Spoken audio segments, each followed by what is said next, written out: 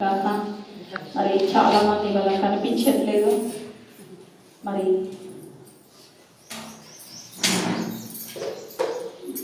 దేవుడి సరే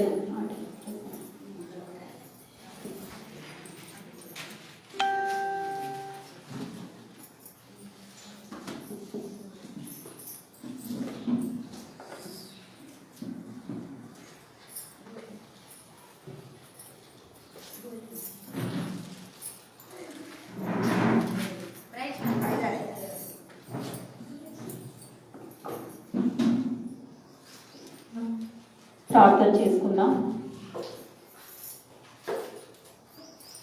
ప్రార్థన.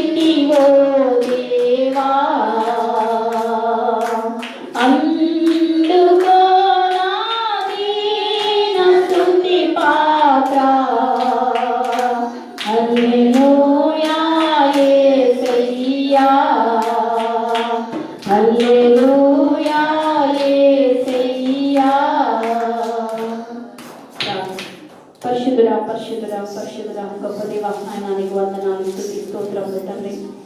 ఈ రెండవ రోజు ప్రభా మాకు తండ్రి మాకు ఇచ్చిన ప్రేరేపణను బట్టి దేశం గురించి, రాష్ట్రం గురించి తండ్రి మా అవసరతలన్నీ కూడా మీ సన్నిధానంలో కనిపెట్టి ప్రార్థిస్తుండగా, నీ కాపుదల కోసం, నీ సహాయం కోసం మేము ప్రార్థిస్తుండగా తండ్రి నాయన ఈ రెండో రోజు ప్రార్థన కొడుకులు కూడా నాయన మమ్మల్ని నడిపించినందుకు నీకు స్తోత్రములు ప్రభా. నిస్సీగురాలైన ప్రభా, నన్ను నిస్సిగా చాటున మరుగుపరుచుకొని ప్రభా, నా నోటిలోని మాటల నుంచి ప్రభా నీవు మాట్లాడండి ప్రభా. మోషే నోటికి నువ్వు తోడైన నాకు కూడా నువ్వు తోడై ఉండమని వేడుకున్నాం తండ్రి. ఈరోజు వాక్యం మరి నాతో ఇక్కడ ఉన్న బిడ్డలందరితో కూడా మాట్లాడి తండ్రి మమ్మల్ని ఆత్మీయంగా బలపరచమని వేడుకుంటూ, రానైన బిడ్డలను నడిపించమని వేడుకుంటూ యేసుక్రీస్తు నామములో అడిగి వేడుకొచ్చున్నాం తండ్రి, ఆమేన్. దేవుని అతి పరిశుద్ధ నామానికి స్తోత్రములు. మరి ఈరోజు దేవుడు మనకిచ్చిన అంశం విధవరాలి నూనె. విధవరాలి కుటుంబాన్ని దేవుడు తన ఇంటిలో ఉన్న నూనెను ఏ విధంగా ఆశీర్వదించినాడో మనం ఈరోజు ధ్యానించుకుందాం. 2వ రాజులు 4వ అధ్యాయం మొదటి 7 వచనాలు. అంతటా ప్రవక్తల శిష్యులలో ఒకని భార్య, నీ దాసుడైన నా పెనిమిటి చనిపోయాడు, అతడు యెహోవా యందు భక్తి గలవాడై ఉండనని నీకు తెలిసే ఉన్నది. ఇప్పుడు అప్పులవాడు నా ఇద్దరు కుమారులు తనకు దాసులుగా ఉండుటకే వారిని పట్టుకొని పోవుటకు వచ్చి ఉన్నాడని ఎలీషాకు మొరపెట్టగా, ఎలీషా, నా వల్ల నీకేమీ కావాలను, నీ ఇంటిలో ఏమి ఉన్నదో అది నాకు తెలియచెప్పుమనెను. అందుకామె, నీ దాసురాలనైన నా ఇంటిలో నూనె కుండ ఒకటి ఉన్నది, అది తప్ప మరేమీ లేదనను. అతడు, నీవు బయటికి పోయి నీ ఇరుగు పొరుగు వారందరి యొద్ద దొరకగలిగిన వట్టి పాత్రలన్నిటినీ ఎరువు పుచ్చుకొను. అప్పుడు నీవు నీ ఇంటిలోనికి వచ్చి నీవును నీ కుమారులను లోపల నుండి తలుపు మూసి ఆ పాత్రలన్నిటిలో నూనె పోసి నిండినవి ఒక తట్టున ఉంచుమని ఆమెతో సెలవీయగా, ఆమె అతని యొద్ద నుండి పోయి తాను కుమారులను లోపలి నుండి తలుపు మూసి కుమారులు తెచ్చిన పాత్రల్లో నూనె పోసెను. పాత్రలన్నీ నిండిన తర్వాత ఇంకా పాత్రలు తెమ్మని ఆమె తన కుమారునితో చెప్పగా, వాడు మరేమీ లేవని చెప్పాడు. అంతలో నూనె నిలిచిపోయాడు.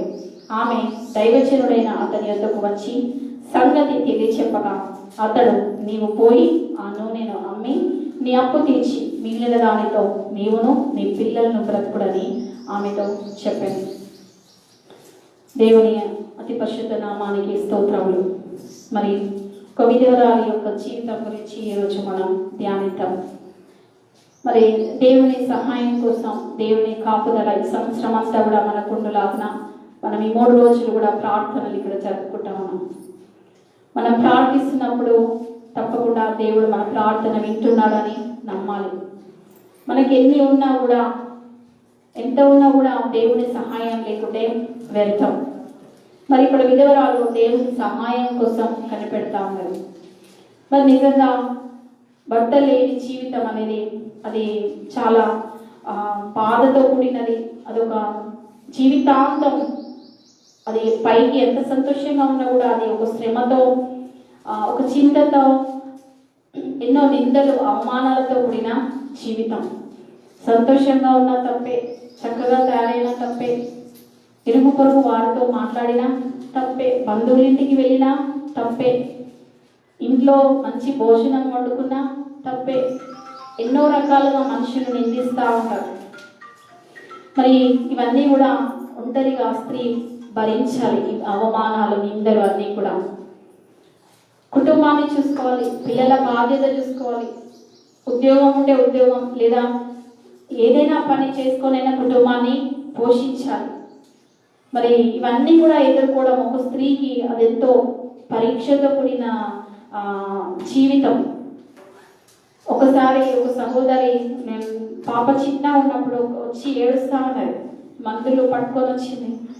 ఎందుకు ఏడుస్తున్నారు అని నేను అడిగితే ఆమె అంటుంది, కవిత, నాకు ఎంతో తీవ్రమైన జ్వరం 2 రోజుల నుంచి, నన్ను హాస్పిటల్ తీసుకెళ్ళడానికి కూడా ఎవరు లేరు, 2 చిన్న పిల్లలు, భర్త విడిచిపెట్టినాడు, నేను ఒక్కదాన్నే వెళ్ళి వస్తున్నా హాస్పిటల్కి, నాకు ఎంతో బాధ అవుతుంది సమయంలో, ఆయన లేడు కదా నాతోటి అనేసి. నేను నాకు కూడా బాధ అనిపించింది, ప్రార్థన చేసి పంపించాను.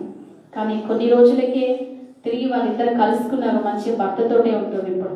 అంటే ఆ సమయంలో ఆ బాధ, ఆ లేని లోటేదో తను అనుభవించింది. మరి ఆ బాధ అనేది అది అనుభవించిన వాళ్ళకి అర్థమవుతుంది. ఇక్కడ ఈ యొక్క విధవరాలు ఎవరి దగ్గరకు వచ్చిందట? ఎలీషా ప్రవక్త దగ్గరికి వచ్చిందట. ఎలీషా ప్రవక్త దగ్గరకు వచ్చి మాట్లాడుతుంది. చూడండి, ఇందులో గొప్ప మర్మం దాగి ఉన్నది, జాగ్రత్తగా వినండి. అంతటా ప్రవక్తల శిష్యులలో ఒకరి భార్య, నీ దాసుడైన నా పెనిమిటి చనిపోయింది, అతడు యెహోవా యందు భక్తి గలవాడై ఉండెనని నీకు తెలిసే ఉన్నది. ఇప్పుడు అప్పులవాడు నా 2 కుమారులు తనకు దాసులుగా ఉండుటకే వారిని పట్టుకొని పోవుటకు వచ్చి ఉన్నాడని ఎలీషాకు మొరపెట్టగా. మరి ఈ చనిపోయిన వ్యక్తి ఎవరట? ఎలీషా ప్రవక్త యొక్క శిష్యులలో ఒకరు. ఈయనకు ఒక భార్య, 2 పిల్లలు ఉన్నారు. కానీ మరి పిల్లలు పెద్ద అయినాక మరి ఆయన ఎందుకు నిమిత్తం చనిపోయాడో తెలియదు. కానీ ఆయన చనిపోయిండు, ఆయన వెళ్ళిపోయాడు, కానీ అప్పులు మాత్రం అదే విధంగా ఉన్నాయి. ఇప్పుడు అప్పులు కట్టే బాధ్యత ఎవరిది? భార్య. నేను ఎక్కడి నుంచి అప్పు కట్టగలను? ఒకవేళ అప్పు కట్టకుంటే తన 2 కుమారులు కూడా ఎక్కడికి వెళ్ళిపోతారు? దాసులుగా వెళ్ళిపోతారు. అప్పించిన వాడు ఏమంటాడు, 2 కుమారులను దాసులుగా నాకు అప్పచెప్పు, నువ్వు అప్పు కట్టలేకపోతున్నావు కాబట్టి అని అప్పుల వాడు అంటా ఉన్నాడు. మరి చనిపోయిన వ్యక్తి ఎవరట? దేవుని యందు భయభక్తులు కలిగిన వ్యక్తి అట. ఈ విధవరాలు కూడా చూడండి, ఈమె పేరు రాయబడలేదు, కానీ ఆమె మరి భర్త చనిపోయిన తర్వాత ఎక్కడికి వెళ్ళలేదు. తన తల్లిగారింటికి వెళ్ళలేదు, తన అత్తగారింటికి వెళ్ళలేదు, ఎవరి దగ్గరికి, మనుషుల దగ్గరికి వెళ్ళలేదు, కానీ దైవజనుడి దగ్గరికి వచ్చింది. దైవజనుడికి ప్రవక్త అయిన ఎలీషాకి మొరపెట్టుకుంటా ఉన్నాయి. చూడండి, సేవకుల దగ్గరికి వెళ్తే మనకి ఏం దొరుకుతుంది అని అనుకోవచ్చు. వాళ్ళకే మనం ఇయ్యాల్సి ఉంటుంది, వాళ్ళే మనకు ఆశపడతారు కావచ్చు, కానీ వాళ్ళ దగ్గర మనకి ఏం దొరుకుతుంది అని అనుకోవచ్చు. కానీ అదేమీ కూడా ఆశించట్లేదు. ఆ దైవజనుడి దగ్గరికి వెళ్ళినప్పుడు చూడండి, ఎలీషా ఏమంటున్నాడు 2వ వచనంలో, ఎలీషా నా వలన నీకేమీ కావాలేను. ఎంత ఒక ధైర్యంతో కూడిన మాట. మరి ఆయన ఏమనట్లేదు, నేను ఇప్పుడు ఏం చేయగలుగుతానమ్మా అని అనట్లేదు, నా వలన నీకేం కావాలి. సేవకుల గురించి మీరు అనుకోవచ్చు, వాళ్ళు మేమిస్తే బ్రతుకుతారు, మేము చూసుకుంటేనే వీళ్ళు ఉంటున్నారు అని అనుకోవచ్చు. కాదు, సేవకులకు దేవుడు స్వాస్థ్యము. లేవీలు ఎవరు? దేవుని సొత్తు. వాళ్ళని పోషించే బాధ్యత, వాళ్ళని నడిపించే బాధ్యత అంటే ఎవరిది? దేవుడు చూసుకుంటాడు. ఎప్పుడు కూడా సేవకుల గురించి మనం తక్కువ అంచనా వేయడానికి వీలేదు. ఇక్కడ ఎలీషా ఏమంటాడు, నా వలన నీకు ఏం కావాలి? ఈయన ఏమి ఆశించట్లేదు, అక్కడి నుంచి తనే ఏదైనా ఇవ్వాలనుకుంటా ఉన్నాడు. సేవకులు ఎప్పుడు కూడా ఒకరికి ఇచ్చే విధంగానే ఉంటారు, కానీ ఒకరి దగ్గర తీసుకునే విధంగా ఉండరు. వాళ్ళకి లేకుంటే పస్తులైనా ఉంటారు కావచ్చు, కానీ ఎవరి దగ్గర వాళ్ళు ఆశించారు. అంతగా వాళ్ళు దేవుని అంత భయభక్తులు కలిగి జీవిస్తారు. మరి ఎలీషా దగ్గర ధన సంపదలు ఉన్నాయా? ఏం లేవు. ఎవరిచ్చినా తీసుకోడు. నయమాను స్వస్థపరచబడినప్పుడు ఎంతో వెండి, బంగారం అన్నీ ఇచ్చినాడు. ఏది కూడా ఇట్లా ముట్టుకోను కూడా ముట్టుకోడు. నాకేందుకు వద్దు అని అన్నీ పంపించాడు. ఈయన దగ్గర ధనము లేదు, ఏమీ లేదు, కానీ ఏం మాట్లాడుతుండో, నా వలన నీకేమీ కావాలి. ఈ విధవరాలు కూడా చూడండి, ఒక విశ్వాసి కావచ్చు. ఈమె కూడా ఈమె అంతగా రాయబడలేదు, కానీ ఎందుకంటే దేవుని యందు భయభక్తులు కలిగిన వ్యక్తి యొక్క భార్య. ఆ వ్యక్తి యొక్క సుగుణాలు అనేవి కొన్ని ఈమెకు అలవడవచ్చు.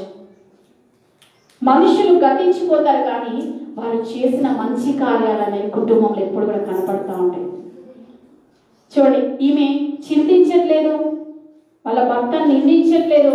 అయ్యో పోయినోడు పోగా నాకు అప్పులు మిగిలిచిపోయినది అని నిందించట్లేదు. ఏమి సంపాదించిందని అనేది నిందించట్లేదు. నాకు ఏం సుఖం ఉన్నదని నిందించట్లేదు. కానీ తిరిగి ఎక్కడికి వచ్చిందామే, ఎక్కడైతే ఆయన శిష్యుడిగా వాడబడడం అక్కడికే దేవుని సన్నిధానానికి ఆమె వచ్చి మొరపెట్టుకుంటా ఉన్నాయి. చూడండి, వాక్యం వింటున్న ప్రతి ఒక్క బిడ్డ, మనకి ఏ కష్టం వచ్చినా కూడా మనం ఎప్పుడు కూడా దేవుని సన్నిధానానికే రావాలి. దేవుని సన్నిధానంలోనే నీకు నెమ్మది, దేవుని సన్నిధానంలోనే నీకు సహాయం దొరుకుతుంది. ఇక్కడ ఆ విధవరాలు అడిగినప్పుడు ఏమంటూ చూడండి, నా వలన నీకేమి కావాలని, నీ ఇంటిలో ఏమి ఉన్నదో అది నాకు తెలియచెప్పమ్మా. నీ ఇంట్లో ఏముందో అది చెప్పమ్మా నాకు. నిజంగా చాలా ఆశ్చర్యంతో కూడిన మాట. నీ ఇంటిలో ఏమున్నది అని అంటే ఏమంటుంది తెలుసా? అందుకని నీ దాసురాలనైన నా ఇంటిలో నూనె కుండ ఒకటి ఉన్నది, అది తప్ప మరేమీయో లేదనను. ఏమీ లేదంట, ఏమీ లేదు. చూడండి, ఏమీ లేదు. ఏముందంటే ఒక నూనె కుండ మాత్రమే. మన నూనె ఉంటే మనకు అన్ని సిద్ధమైతే ఆహారం కాదు, దానికి ఎన్నో కావాలి. అన్నీ ఉంటేనే ఆహారం సిద్ధమైంది. నూనె కుండ మాత్రమే ఉండేది. నీ ఇంటిలో ఏమి ఉన్నది అన్నప్పుడు నూనె కుండ. నీ ఇంటిలో ఏమి ఉండదని ఈరోజు నేను నిన్ను ప్రశ్నిస్తాను. నీ ఇంటిలో ఏమి ఉన్నది? ఆహారం గురించి నేను ప్రశ్నించట్లేదు, ఆహార వస్తువుల గురించి ప్రశ్నించట్లేదు. నీ ఇంటిలో ఏమి ఉన్నది? చూడండి, చాలా మంది ఈరోజు కనిపించట్లేదు. ఎందుకు? వాళ్ళు ఎటువైపు వెళ్ళినారు? ఎక్కడ ఉన్నారు? ఈరోజు అసలు దేవుని సన్నిధానంలో మనం అందరం కూడా ప్రార్థించవలసిన దినం ఇది. ఎప్పుడు చూసినా అన్యుల ప్రకారం ఆచార ప్రకారమే జీవించాలి. గాలి ఎటుపోతే అటువైపే వెళ్ళాడు కాదు. నీ ఇంటిలో ఏమన్నా చూడండి, ఒకసారి ఆదికాండం చూసినట్టయితే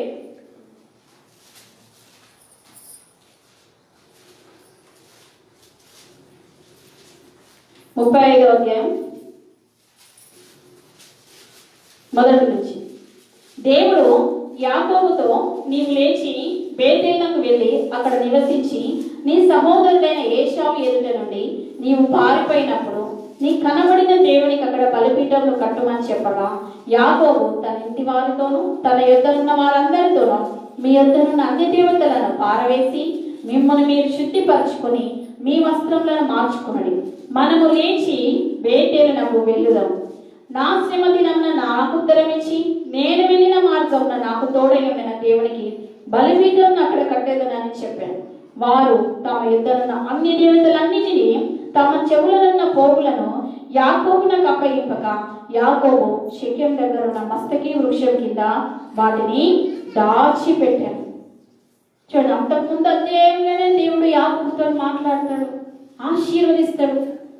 మరి యాకోబు యొక్క జీవితం తన భార్యలకు తెలుసు, పిల్లలకు తెలుసు. అయినా కూడా వాళ్ళ దగ్గరికి ఏమున్నాయట? అన్య దేవతల విగ్రహాలు ఉన్నాయట. చూడండి, పైనకి ఏమున్నది? యెహోవాయే దేవుడు అన్నట్టు. కానీ లోపల సంచులలో ఏం దాచుకున్నారు? విగ్రహాలు దాచిపెట్టుకున్నారు. ప్రతి విషయంలో కూడా దేవునికి విరుద్ధంగా ఏది ఉన్నా సరే ఖండించాలి. మన పిల్లల విషయంలో కానీ, లేదా నీ భార్య తప్పుడు త్రోవలో వెళ్తున్నప్పుడు, నీ భర్త తప్పుడు త్రోవలో వెళ్తున్నప్పుడు నువ్వు ఖండించాలి. ఇక్కడ యాకోబుకు దేవుడు సెలవిస్తా ఉన్నాడు, నువ్వేం చేయమంటే ఒక బలిపీఠం కట్టు. ఎక్కడైతే దేవుని ప్రత్యక్షమై నీతో మాట్లాడు అక్కడ ఒక బలిపీఠం కట్టమనగానే వెంటనే ఏమైపోయింది? యాకోబు తిరిగి పరిశుద్ధపరచుకోవాలనుకున్నాడు. తన జనాంగంతో చెప్తా ఉన్నాడు, ఏమని? మీ దగ్గర ఉన్న అన్ని దేవతలను తీసివేయాలి. అంటే దేవుడు మాట్లాడిన ప్రతిసారి శుద్ధి చేసుకోవడమేనా? మాట్లాడకుంటే శుద్ధి చేసుకోరా? నాకు అర్థం కాదు. అంటే ఎప్పుడూ ఒక హెచ్చరిక కావాలా? ఎప్పుడు ఒక గద్దింపు కావాలా? అలా ఉండడానికి వీలేదు. నువ్వు ఒక్కసారి మారు మనసు పొందినవనంటే నీ జీవితం అలాగే ఉండాలి. నీ జీవితం అలాగే ఉండాలి. దేవునికి అంకితమైన జీవితమై ఉండాలి. మన ఊర్లో ఒక సామెత ఉంటుంది కదా, బర్రె మీద నీళ్ళు వస్తే నిలబడితే అంటారు. ఆగుతాయా? అది ఆగి వెళ్ళిపోతూనే ఉంటాయి. అలా ఉండడానికి వీలేదు మన జీవితం. ఎప్పుడు కూడా నువ్వు రక్షింపబడిన బిడ్డవైతే నీవు బ్రతికినంత కాలం దేవుని బిడ్డగా జీవించాలి. చూడండి, తిరిగి 2వ రాజుల గ్రంథం చూద్దాం. నీ ఇంటిలో ఏమి ఉన్నదో అది నాకు తెలియచెప్పమన్నాను. అందుకు ఆమె, నీ దాసురాలనైన నా ఇంటిలో నూనె కుండ ఒకటి ఉన్నది, అది తప్ప మరి ఏమీ లేదని. మరి చూడండి, ఇంకా అతడు, నీవు బయటికి పోయి నీ ఇరుగు పొరుగు వారి యొద్ద దొరకగలిగిన వట్టి పాత్రలన్నిటినీ ఎరువుపుచ్చుకొను. అప్పుడు నీవు నీ ఇంటిలోనికి వచ్చి నీవును నీ కుమారులను లోపల నుండి తలుపు మూసి ఆ పాత్రలన్నిటిలో నూనె పోసి నిండినవి ఒక తట్టున ఉంచుమని ఆమెతో సెలవీయగా. ఏం చెప్తుంది దైవజనుడు? నీ దగ్గర ఏముంది అంటే నూనె ఉంది. సరే, అయితే ఆ నూనె ఉన్నది కదా, ఆ నూనెను నేను దేవుడు ఆశీర్వదిస్తాను. నువ్వు వెళ్ళి మట్టి పాత్రలు నీ దగ్గర ఎన్ని ఉన్నాయో, నీ దగ్గర లేకుంటే ఇరుగు పొరుగు వారి దగ్గర అన్నీ కూడా వట్టి పాత్రలన్నీ కూడా తీసుకొచ్చి ఎలా చేయమంటున్నాడు? తలుపు మూసి వాటిని సిద్ధం చేయి. తలుపు మూసి. చూడండి, వట్టి పాత్రలను కూడా దేవుడు ఆశీర్వదిస్తాడు. కానాను పెళ్లి విందులో దేవుడు ఏం చేస్తున్నాడు? ఫస్ట్ మీరు ఆ బాణలన్నింటినీ కూడా నీళ్ళతో నింపండి. నీళ్ళను దేవుడు ఏం చేసాడు? ద్రాక్ష రసంగా మార్చి అది అందులో నుంచి ముంచి తీసుకెళ్ళిన పరిచారకులకే తెలుసు, కానీ ఇంకెవరికి కూడా తెలియదు. ఆ తీసుకెళ్తున్నప్పుడు కూడా వాళ్ళు అనుమానపడ్డారు కావచ్చు, అయ్యో నీళ్ళని ముంచి తీసుకెళ్తున్నప్పుడు అక్కడ అది పోసిన తర్వాత ద్రాక్షరసం కాకుంటే మా పరిస్థితి ఏంటి అని అనుకోవచ్చు. కానీ ఆజ్ఞాపించింది ఎవరు? యేసయ్య ఆజ్ఞాపించింది. కాబట్టి నీ ఇంటిలో ఏమున్నదో అది నువ్వు దేవుని చేతికి అప్పగించు. నీ ఇంటిలో ఏమున్నదో అది నువ్వు దేవుని చేతికి అప్పగించు.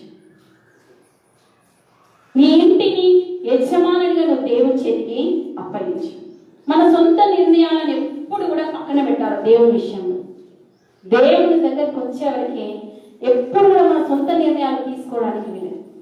నీ ఇంటిలో నీ పిల్లలు కానీ, నీ ఇంట్లో ఉన్న ఆస్తి కానీ ఏదైనా కూడా ప్రభువా ఇది నీ చేతిలో ఉన్నది, నీ చేతిలో ఉన్నది, మమ్మల్ని నువ్వు నడిపించు, నువ్వు మమ్మల్ని దీవించు అని దేవునికి అప్పచెప్పాలి. ఇక్కడ ఈ విధవరాలు కూడా ఏం చేస్తుంది, నా ఇంటిలో ఒక నూనె కుండ మాత్రమే ఉన్నది అన్నప్పుడు ఆ దైవజనం చెప్పిన మాటకు లోపడింది. తలుపు మూసి ఆ పాత్రలన్నిటిలో నూనె పోసి నిండినవి ఒక తట్టున ఉంచుమని ఆమెతో సెలవీయగా ఆమె అతని యొద్ద నుండి పోయి తానును కుమారులను లోపల నుండి తలుపు మూసి కుమారులు తెచ్చిన పాత్రలలో నూనె పోసెను. తలుపు మూయడం అర్థం ఏంటి? తలుపు ఎందుకు మూయాలి? దేవుని కార్యాలు కొన్ని రహస్యంగా ఉండాలి. దేవుడు ఆశీర్వదించాలి అనంటే రహస్యంగా మనం దేవునికి సమర్పించాలి. ఈ కానుకల పెట్టే మేము ఇక్కడ పెట్టకముందుకు అక్కడ ప్రార్థన జరిగేటప్పుడు మేము అసలు కానుకలు తీసుకోపోతుంటే ఎవరైనా ఒకరు ప్రేరేపించి ఇస్తే ప్రార్థన చేసేదాము. ప్రతి వారం ఒక వృద్ధురాలు ప్రార్థన చేయమని నన్ను పట్టుబడుతుంది, నాకే ఫస్ట్ ప్రార్థన చేయాలి. ఆమె ప్రతి వారం కానుకలు ఇస్తుండే, ప్రార్థన చేస్తుండే. అయితే తొందర పెడుతుండే అనమాట. ఎలా తొందర పెడుతుండే అంటే, నేను కానుకలు ఇస్తున్నా కాబట్టి నువ్వు నాకు ఫస్ట్ ప్రార్థన చేయి. అయితే ఒక రోజు వచ్చింది, నేను అలా చేయకూడదు అనేసి నువ్వు ఆగు అని నన్ను నువ్వు అంటుంది. నేను అనుకున్నది నెరవేరితే నీకు ప్రతి వారం ఇంతకంటే ఎక్కువ వేస్తాను నీకు అన్నది. అరే నాకు చాలా బాగా అనిపించింది. నాకేం మేము ఇచ్చేది, అసలు ఇచ్చేది దేవునే కదా.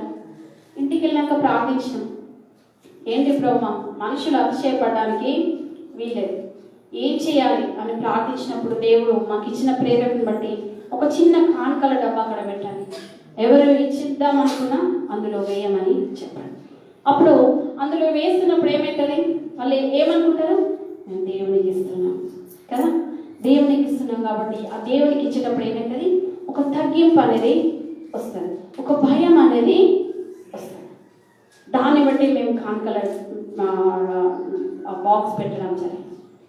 అది ఒక రహస్యమైన కానుకలు అనేవి దేవునికి ఇచ్చేది, అవి ఒక పవిత్రమైనది. ఎందుకంటే దేవుడు మనల్ని ఇంతగా దీవించినప్పుడు దేవునికి మనం ఎంత ఇచ్చినా తక్కువే. ఇక్కడ ఎలీషా కూడా ఏం చేస్తాడు, మీరు తలుపులు మోసుకొని ఆ పాత్రలలో, మట్టి పాత్రలలో ఆ నూనె పోయండి. అలా పోస్తున్న కొద్ది అవి నిండుతూనే ఉన్నాయి. ఉన్నది ఒకటే కుండ, ఆ కుండ నిండుగా ఉన్నదో తెలియదు, కొద్దిగా ఉన్నదో తెలియదు, సగం ఉన్నదో తెలియదు. నూనె కుండ మాత్రం ఒకటి ఉన్నది. ఎన్ని పాత్రలు నిండినాయో మనకు తెలియదు. చూడు, దేవుని ఆశీర్వాదం అనేది ఆ విధంగా ఉంటుంది. మనమందరం కూడా ఏ కష్టం వచ్చినా కూడా దేవుని మీదనే ఆనుకోవాలి. ఈ కొద్దిగా ఉన్నా కూడా తప్పకుండా దేవుడు దీన్ని దీవిస్తాడని నమ్మాలి. నువ్వు నమ్మాలి. ఈ దైవజనుడు అడుగుతూ నీ ఇంటిలో ఏమున్నది అని, నా ఇంటిలో ఒక నూనె కుండ మాత్రమే ఉన్నది అనుకోవచ్చు. ఈమె నూనె కుండ అడుగుతూ నేను ఇప్పుడు ఏం చేయాలి అని ఆమె దాచిపెట్టుకోలేదు. దేవుడి దగ్గర తన దగ్గర ఏముందో అది విన్నవించుకున్నది. మనం దేవుని సన్నిధానంలో ఎప్పుడు సిగ్గుపడకూడదు. మనం ఒక స్నేహితులతో ఎలా మాట్లాడాలి, దేవుని సన్నిధానంలో మనం అలా ప్రార్థించాలి. ఆమె దేవుని దగ్గరికి వచ్చింది కాబట్టి దేవుడు తన కుటుంబాన్ని ఆశీర్వదించినాడు. చూడండి, మట్టి పాత్రలన్నిటిని కూడా దేవుడు నిండైన పాత్రలుగా దేవుడు దీవించాడు.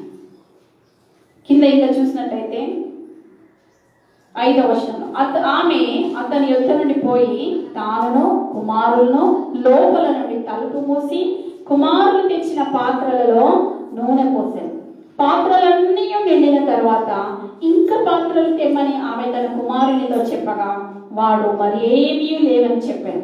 అంతలో నూనె నిలిచిపోయెను. ఎప్పుడైతే ఇంకా పాత్రలు లేవమ్మా అని పిల్లలు చెప్పాడో అప్పుడు ఏమైపోయిందట, ఆ నూనె ఆగిపోయిందట.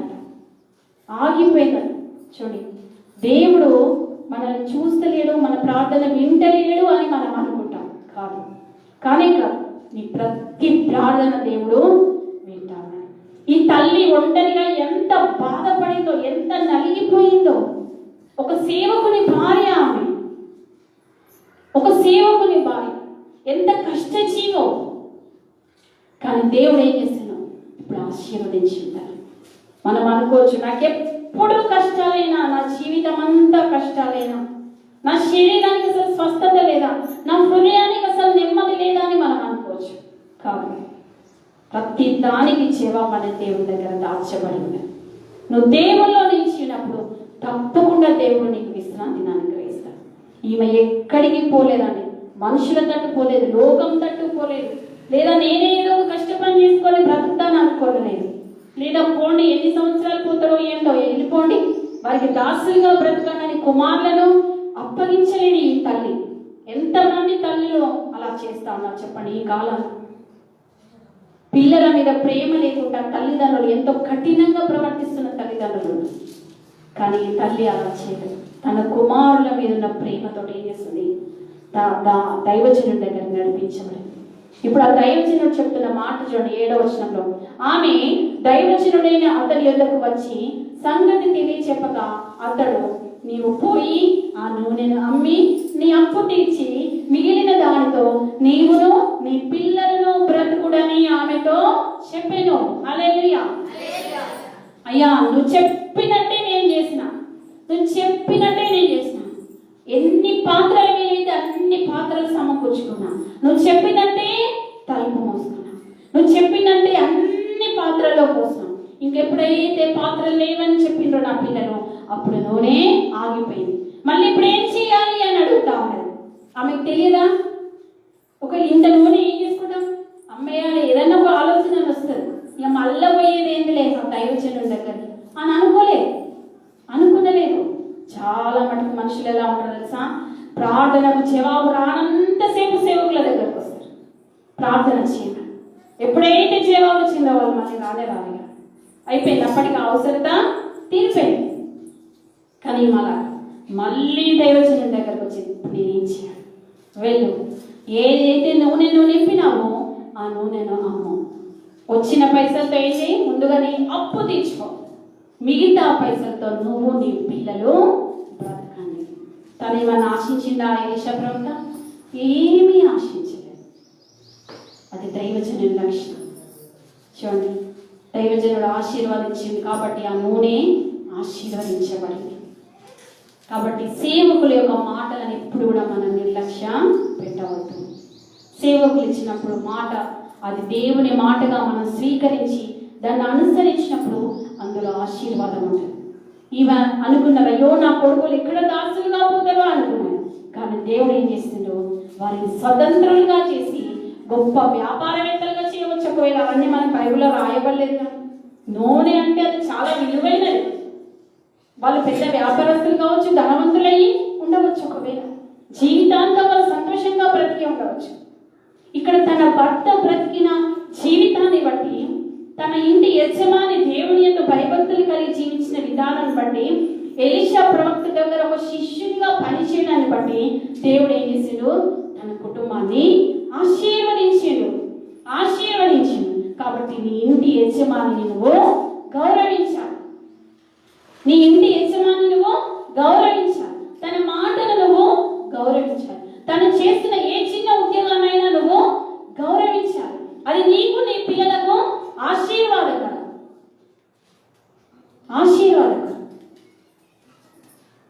తప్పకుండా నువ్వు నీ ఇంటి యజమానికి లోబడినప్పుడు నీ కుటుంబం దీవించబడుతుంది. ఈమె అనుకున్నదో లేదో ఎలా ఉందో మనకి తెలియదు.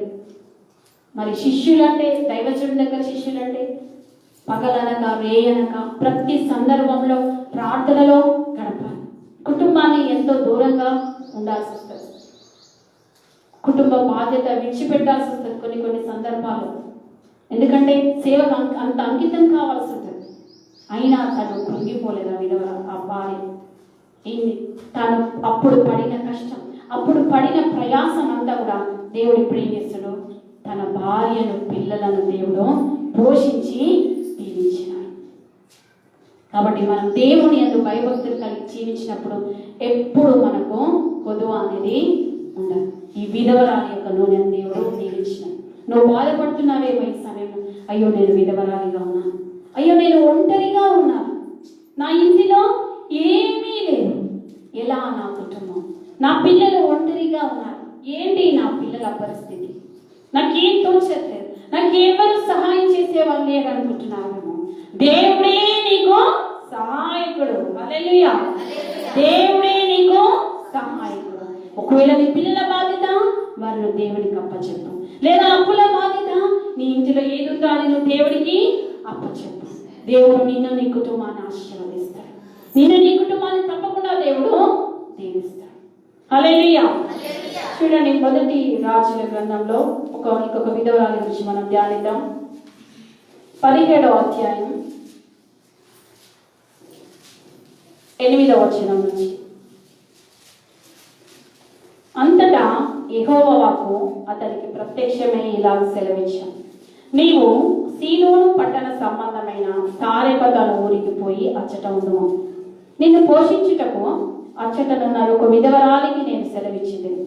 అందుకతడు లేచి సారెపతులకు పోయి పట్టణపు గవిని యొద్దకు రాగా, ఒక విధవరాలు అచ్చట కట్టెలు ఏరుచుంట చూచి ఆమెను పిలిచి, త్రాగుటకే పాత్రతో కొంచెం నీళ్లు నాకు తీసుకొని రమ్మని వేడుకొని, ఆమె నీళ్లు తేబోచుండగా అతడు ఆమెను మరల పిలిచి, నాకు ఒక రొట్టె ముక్కను నీ చేతిలో తీసుకొని రమ్మని చెప్పాను. అందుకామె, నీ దేవుడైన యెహోవా జీవంతోడు, తొట్టిలో పట్టెడు పిండియు బుడ్డిలో కొంచెం నూనెయు నా ఇద్దరున్నవే కానీ అప్పం ఒకటైనా లేదు. మేము చావక ముందు నేను ఇంటికి పోయి వాటిని నాకును నా బిడ్డకును సిద్ధం చేసుకున్న వల్లని కొన్ని పుల్లలు ఏరుటకే వచ్చి తినను. అప్పుడు ఏలియా ఆమెతో ఇట్లానే, భయపడవద్దు, పోయి నీవు చెప్పినట్లు చేయము. అయితే అందులో నాకు ఒక చిన్న అప్పం మొదట చేసి నా ఇద్దకు తీసుకొని రమ్ము. తర్వాత నీకును నీ బిడ్డకును అప్పములు చేసుకొను. భూమి మీద యెహోవా వర్షం కురిపించే వరకు ఆ తొట్టిలో ఉన్న పిండి తక్కువ కాదు, బుడ్డిలో ఉన్న నూనె అయిపోదని ఇశ్రాయేలు దేవుడైన యెహోవా సెలవిచ్చి ఉన్నాడని. అంతటా ఆమె వెళ్ళి ఏలియా చెప్పిన మాట చొప్పున చేయగా అతడును ఆమెయు ఆమె ఇంటి వారును అనేక దినములు భోజనం చేయించు వచ్చి, యెహోవా ఏలియా ద్వారా సెలవిచ్చిన ప్రకారం తొట్టిలో ఉన్న పిండి తక్కువ కాలేదు, బుడ్డిలో ఉన్న నూనె అయిపోలేదు. ఇది ఒక ఆశీర్వాదం. సారెపతు విధవరాలి యొక్క జీవితం. మరి తను సారెపతు విధవరాలు ఊరిని బట్టి ఆమె ఉంది, కానీ ఆమె పేరు ఇక్కడ రాయబడలేదు. దేవుడు కరువు కాలంలో ఈమె దేవుడు ఆశీర్వదించినాడు.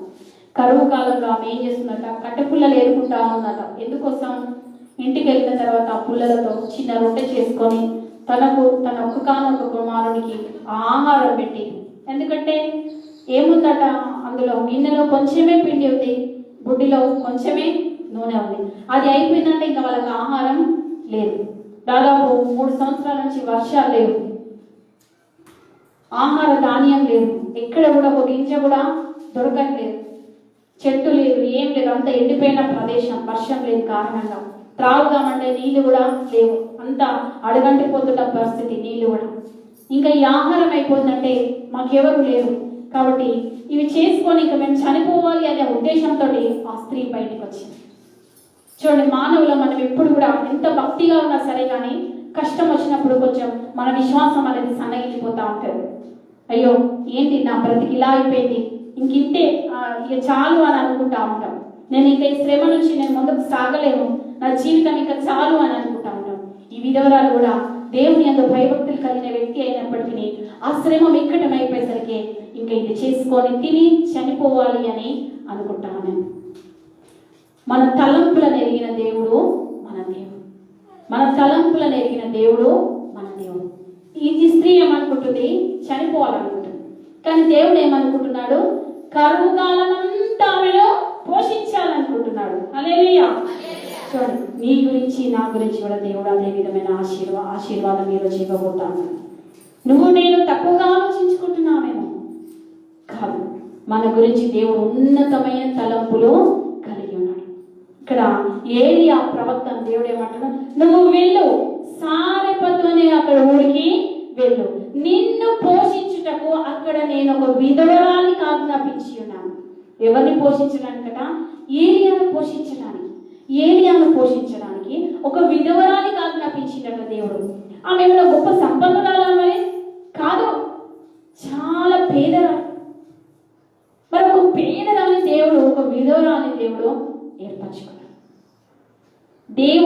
ప్రణాళికలు ఎప్పుడు ఎవరి జీవితంలో ఉంటాయో మనకు తెలియదు.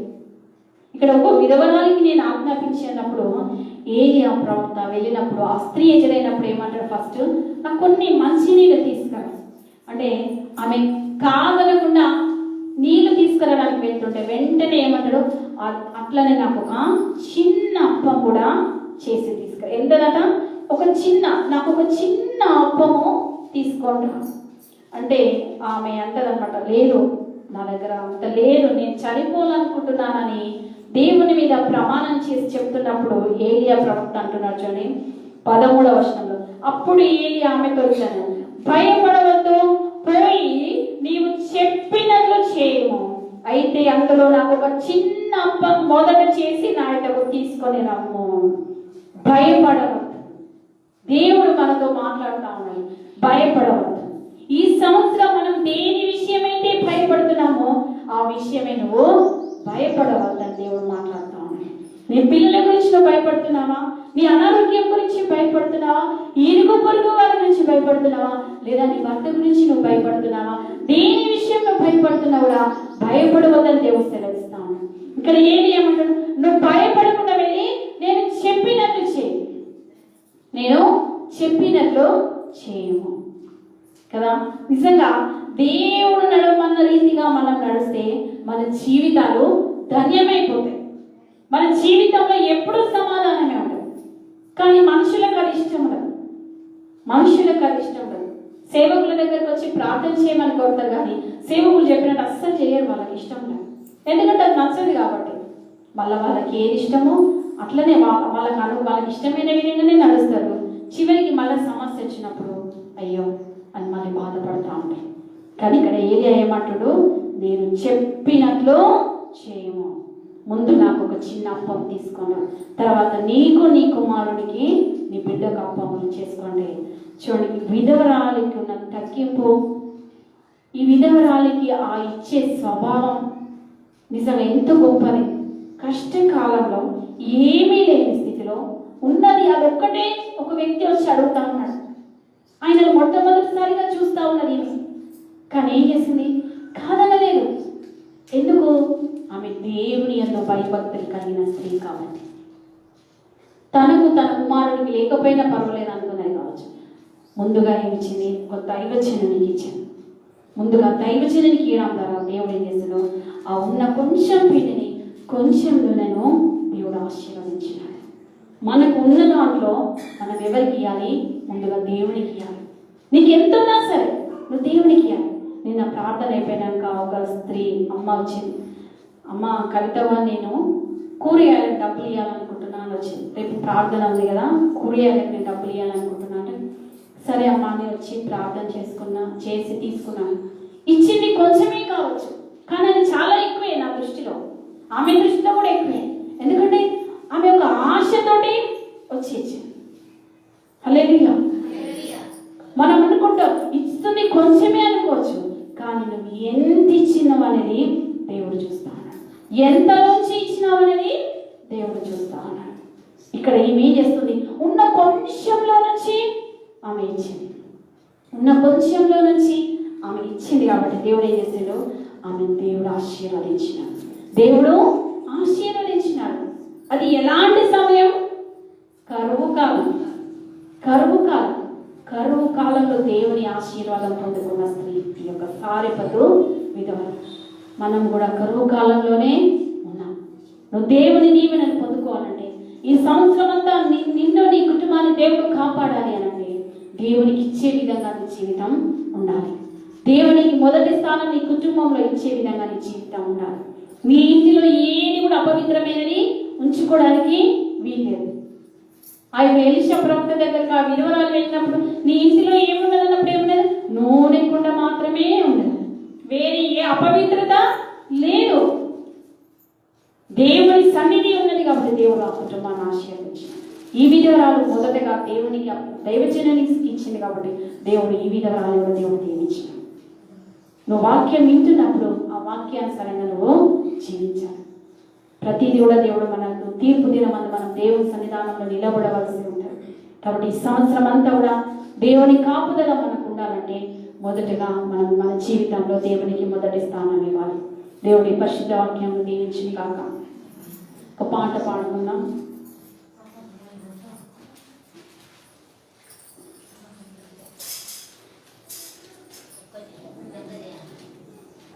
మూడు 379వ పాట.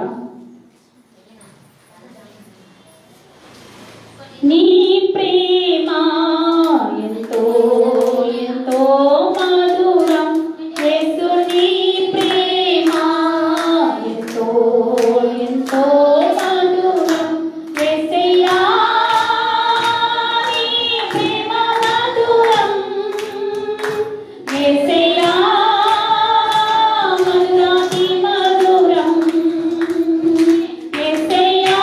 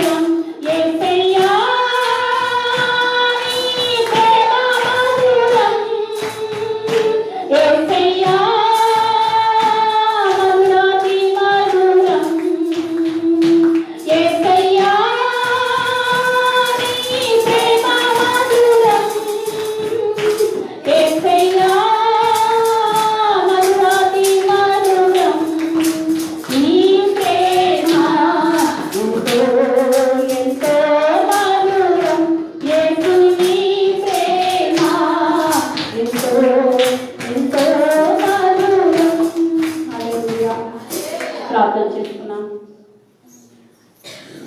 ప్రతి ఒక్కరు కూడా ప్రార్థనలోకి ప్రవేశండి. పరిశుద్ధుడా పరిశుద్ధుడా పరిశుద్ధుడా గొప్ప దేవ మహాగణుడ మహోన్నతుడ ఆయన నీకు వందనాలు స్తుతిస్తున్నాము ప్రభా. తండ్రి యేసయ్య మరి ఎలీషా ప్రవక్త నీ ఇంటిలో ఏమి ఉన్నదన్నప్పుడు ప్రభా, ఆ ఇంటిలో ఒక నూనె కుండ తప్ప ఏమీ లేదన్నప్పుడు ప్రభా, ఆ నూనె కుండను ఆయన ఆశీర్వదించినావు ప్రభా. మరి నప్పులన్నీ కూడా విడిపించినావు, వారిని దీవించి పైకి లేవనెత్తిన వారిని కుమారుని స్వతంత్రులుగా చేస్తావు. దేవా, ఇక్కడున్న ఈ కుటుంబాలను జ్ఞాపకం చేసుకో ప్రభా. వారి ఇంటిలో ఏముందో అది నువ్వు దీవించండి ప్రభా. వారు ఏదైతే నీకు అప్పచెప్తున్నారో ప్రభా, దేవా, వారి ఇంటిలో ఏ కొరత ఉందో ప్రభా, ఏ అవసరత దాగి ఉన్నదో ప్రభా, వారి ఇంటిలో నాయన నీ దీవెన కుమరించమని వేడుకుంటున్నాం తండ్రి. దేవా, నాయన వారి ఇంటిలోనైనా ఈ వ్యక్తి ప్రభా నిన్ను దీవించు. ఈ వ్యక్తి మారు మనసు లేకుండా ఉన్నాడు ప్రభా, ఈ వ్యక్తికి మారు మనసును దయచేయండి. ఏదైతే నీకు అప్పచెప్తున్నారో ప్రభా, ఆ దీవెన వారికి దయచేయమని వేడుకుంటున్నాం తండ్రి. దేవా, నీకు సమస్తము సాధ్యమే ప్రభా, నీకు సమస్తము సాధ్యమే ప్రభా. సారిపద విధవరాలింట్లో ప్రభా, ఆయన గిన్నెలో ఉన్న కొంచెం పిండిని, గుడిలో ఉన్న కొంచెం నూనెను ఆశీర్వదించిన కరువు కాలం అంతా కూడా ఆయన నీ బిడ్డలను పోషించిన ఆయన నీ బిడ్డల కుటుంబాల్లో ప్రభా, దేవా, అదే విధమైన ఆశీర్వాదం దయచేద్దాం, అదే విధమైన ఆశీర్వాదం దయచేద్దాం. నీ బిడ్డలు ఏ బాధతో ఉన్నారో, ఏ మూలుగుతో ఉన్నారో తండ్రి నువ్వు చూచుచున్న దేవుడు తండ్రి, వినుచున్న దేవుడు తండ్రి, అసాధ్యం లేని దేవుడు సాధ్యపరచమని వేడుకుంటున్నాం తండ్రి. దేవానైనా నీకు స్తోత్రం తండ్రి. తల్లుల యొక్క ప్రార్థనను ఆలకించండి దేవా, వారి కన్నీళ్లను ప్రభా ఆనంద బాష్పంగా మార్చమని వేడుకుంటున్నాం తండ్రి. ఏ తల్లి అయితే ప్రభా పిల్లల గురించి ప్రార్థిస్తున్నారు, ఈ పిల్లలను నీ చేతికి అప్పగిస్తున్నారు ప్రభా. నా ఇంట్లో ఈ పిల్లలు ఉన్నారు, ఈ పిల్లల జీవితాన్ని నువ్వు బాగు చేయ ప్రభా. ఈ పిల్లల భారాన్ని నేను మోయలేకపోతున్నాను ప్రభా. ఈ పిల్లల నీ చేతికి అప్పచెప్తున్నాను, నువ్వు బాగు చేయ ప్రభా.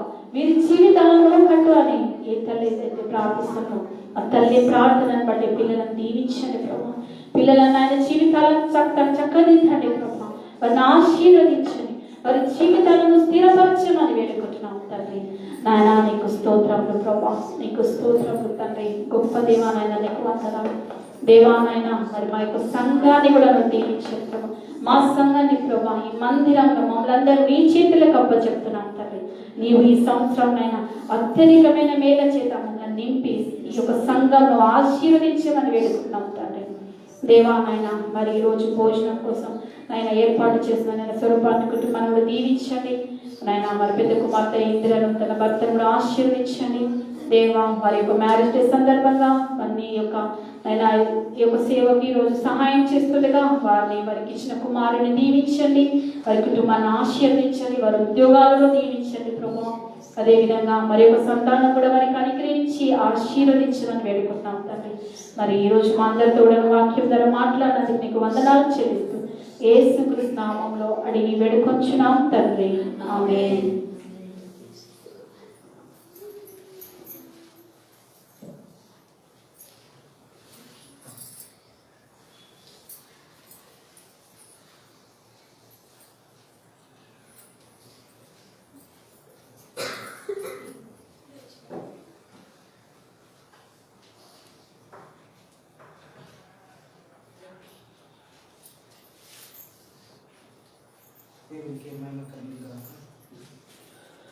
దేవాది దేవుడు మరి శ్రేష్టమైన వాక్యాన్ని మన మధ్యలో వచ్చిన విధానాన్ని బట్టి దేవునికి కృతజ్ఞతాస్తుతులు చెల్లిస్తా ఉన్నాను.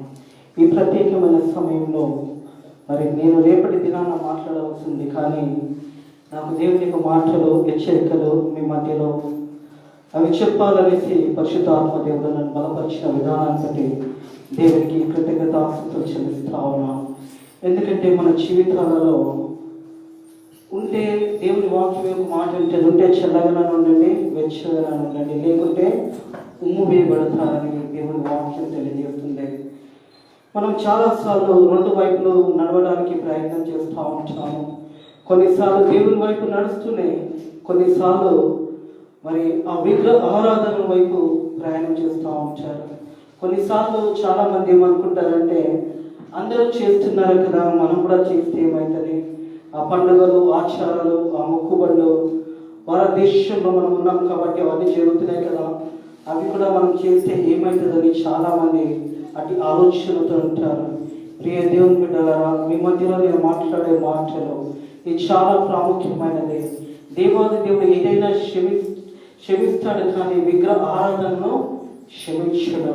అటు బిడ్డలను ఏం చేస్తాడంటే ఆ ఒక సమయం వచ్చినప్పుడు ఈ భూమి నుంచి కూడా వారిని తొలగించి వారి సంతానాలకు ఒక శాపగ్రస్తులుగా నిలిచిపోతారు. ఎందుకంటే మానవుడు నిర్మించే ఒక విగ్రహానికి నన్ను పూజిస్తూ ఉంటారు. అది మంచిది కాదని చాలాసార్లు దేవునికి వాక్యం తెలియజేస్తాడు. ఏమంటాడంటే నేను తప్ప మన వేరే దేవుడు లేడని చాలాసార్లు హెచ్చరిక చేసినా కానీ ప్రజలు ఏం చేస్తారంటే అక్కడ పోయి వచ్చినా ఇక్కడ పోయి వచ్చినా ఏమవుతుంది అనేసి ఆ ఒక పూజ చేసి ఏమవుతుంది, ఆ పరారాలు చేసి ఏమవుతుంది అని చాలా మంది తలస్తూ ఉంటారు. యెషయా గ్రంథంలో చూసినట్టయితే 45వ అధ్యాయంలో ఒక మాట ఉంటుంది, నేనే యెహోవా అని మరి ఏ దేవుడు లేడు, నేను తప్ప ఏ దేవుడు లేడని ఒక హెచ్చరిక. ఈ యొక్క అధ్యాయంలోనే దాదాపుగా 6 సార్లు ఈ మాటలు పలుకుతాం. 8 సార్లు అంటాడు. ఈ 45వ యెషయా గ్రంథంలో దేవుడు ఒక హెచ్చరికతో ఈ యొక్క వచనాలు చూసినట్టయితే 25 వచనాలలో 8 సార్లు దేవుడు హెచ్చరిక చేస్తాడు. నేను తప్ప వేరే దేవుడు లేడు, నేను తప్ప వేరే దేవుని మీరు పూజించకూడదు అని 8 సార్లు ఈ 45వ యెషయా గ్రంథంలో ఒక హెచ్చరికతో తెలియజేస్తాడు.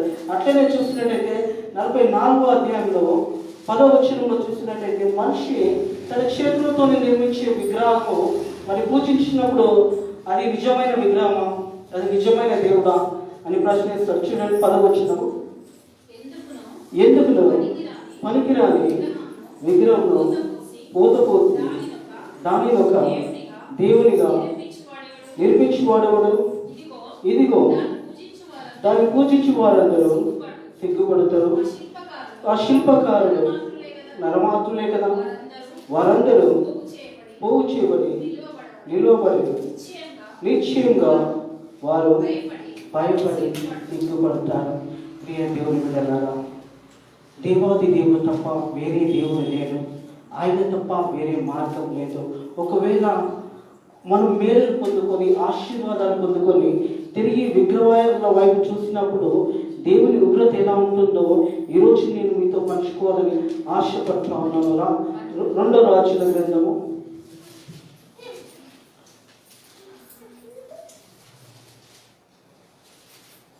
1వ అధ్యాయంలో ఇక్కడ ఒక రాజు ఉన్నాడు.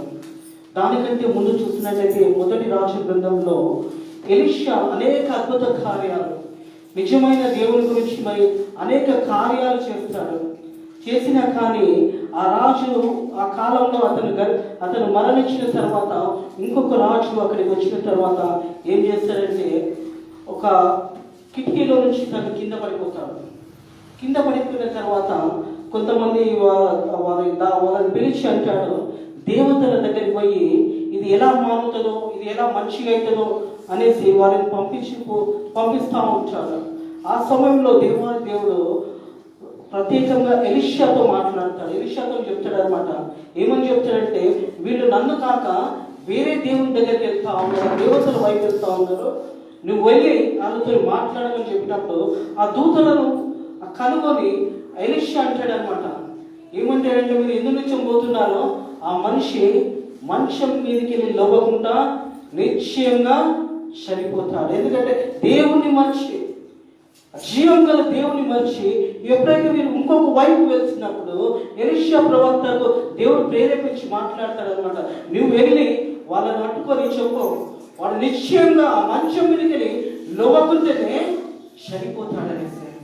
ఆ మాట విన్నాక ఆ రాజు చాలా ఎవరి మాటలు చెప్పారు, నేను చనిపోతానని ఎవరు చెప్పారు, ఆ మనిషిని కనుక్కోండి అనేసి ఈ అధ్యాయం అంతటా చూసినట్టయితే మరి 3 సార్లు ఆ మాటలు రాజు చెవులలో వినబడుతూ ఉంటాయి.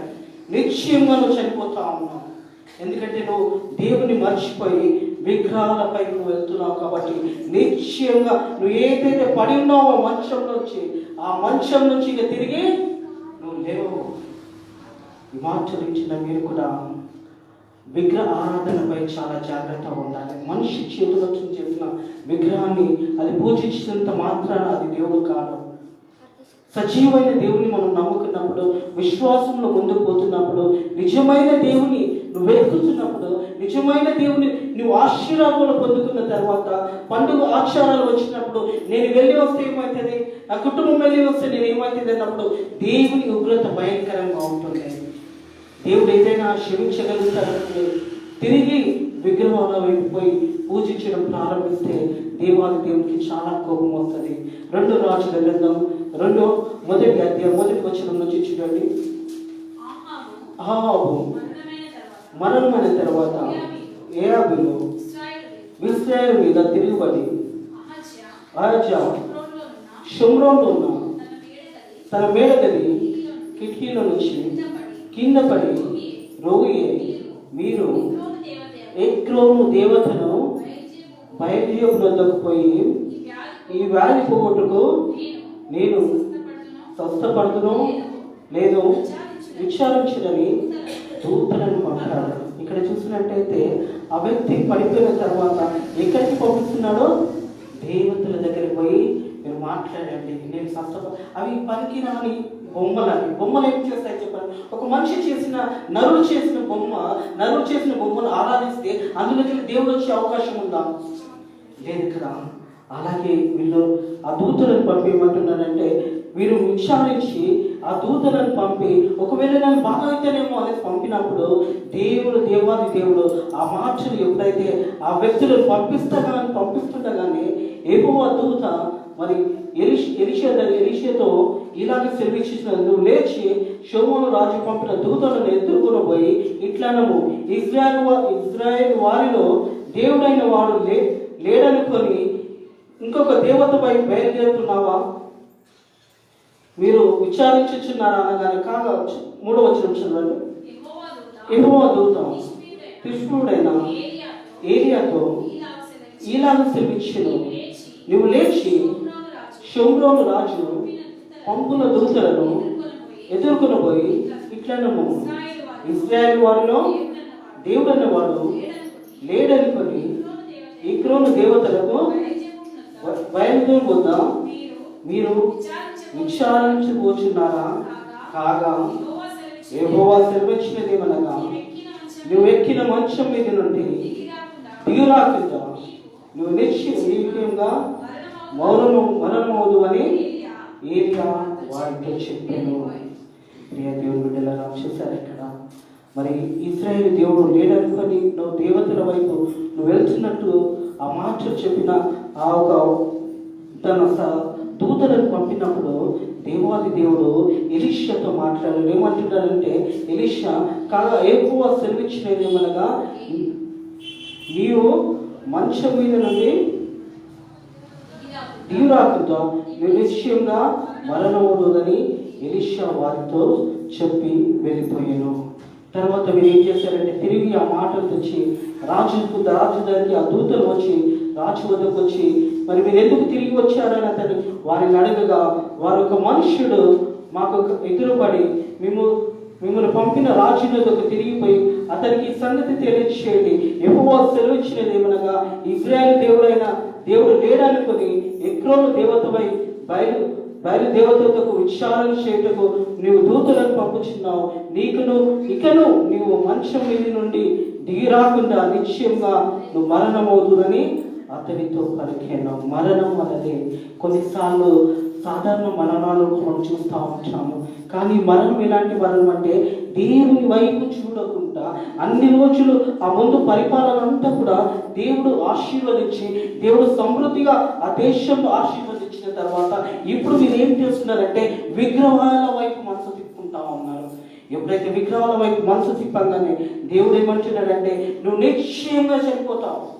పోయి నువ్వు చెప్పు, ఎలీషా చెప్తా ఉన్నాడు, నువ్వు వారి మధ్యలో వారి దారిన పోతున్నప్పుడు వారు చెప్పు అన్నప్పుడు నిశ్చయంగా నువ్వు చనిపోతావు అని చెప్పేసి వారు చెప్పిన తర్వాత రాజు విచారించాడనమాట. ఎవరు ఈ మనిషి, ఎవరైనా ఇలా చెప్తున్నాడనేసి ఆయనని చంపుదామనేసి ఒక మనుషులను పంపడానికి తను ఏర్పాటు చేసుకొని ఒక 50 మందిని ఒక నాయకుని పెట్టి ఈ మనుషులు ఎలాగైనా అర్థం చేయాలి, ఎందుకంటే నేను చనిపోతానని ఈయన ఏ రీతిగా చెప్తున్నాడు అనేసి ఆ మనుషులను ఏర్పాటు చేసుకున్నట్టుగా చూస్తున్నాం. 7వ వచనం చూడండి. మిమ్మల్ని ఎదుర్కొని వచ్చిన ఈ మాట చెప్పిన వాడు ఎలాంటి వాడని రాజు అడిగాను. అందుకు వారు అతడు కొంగలి ధరించుకొని నడుములకు తోలు తట్టి కట్టుకొని వాడై ప్రత్యుత్తరం ఇవ్వగా ఆ మనుష్యుడు తిష్బీయుడైన ఏలియాని అతడు చెప్పాను. వెంటనే రాజు 50 మందికి అధిపతి అయిన ఒకరిని వాని 50 మందితో కూడా ఏలియా వద్దకు పంపాను.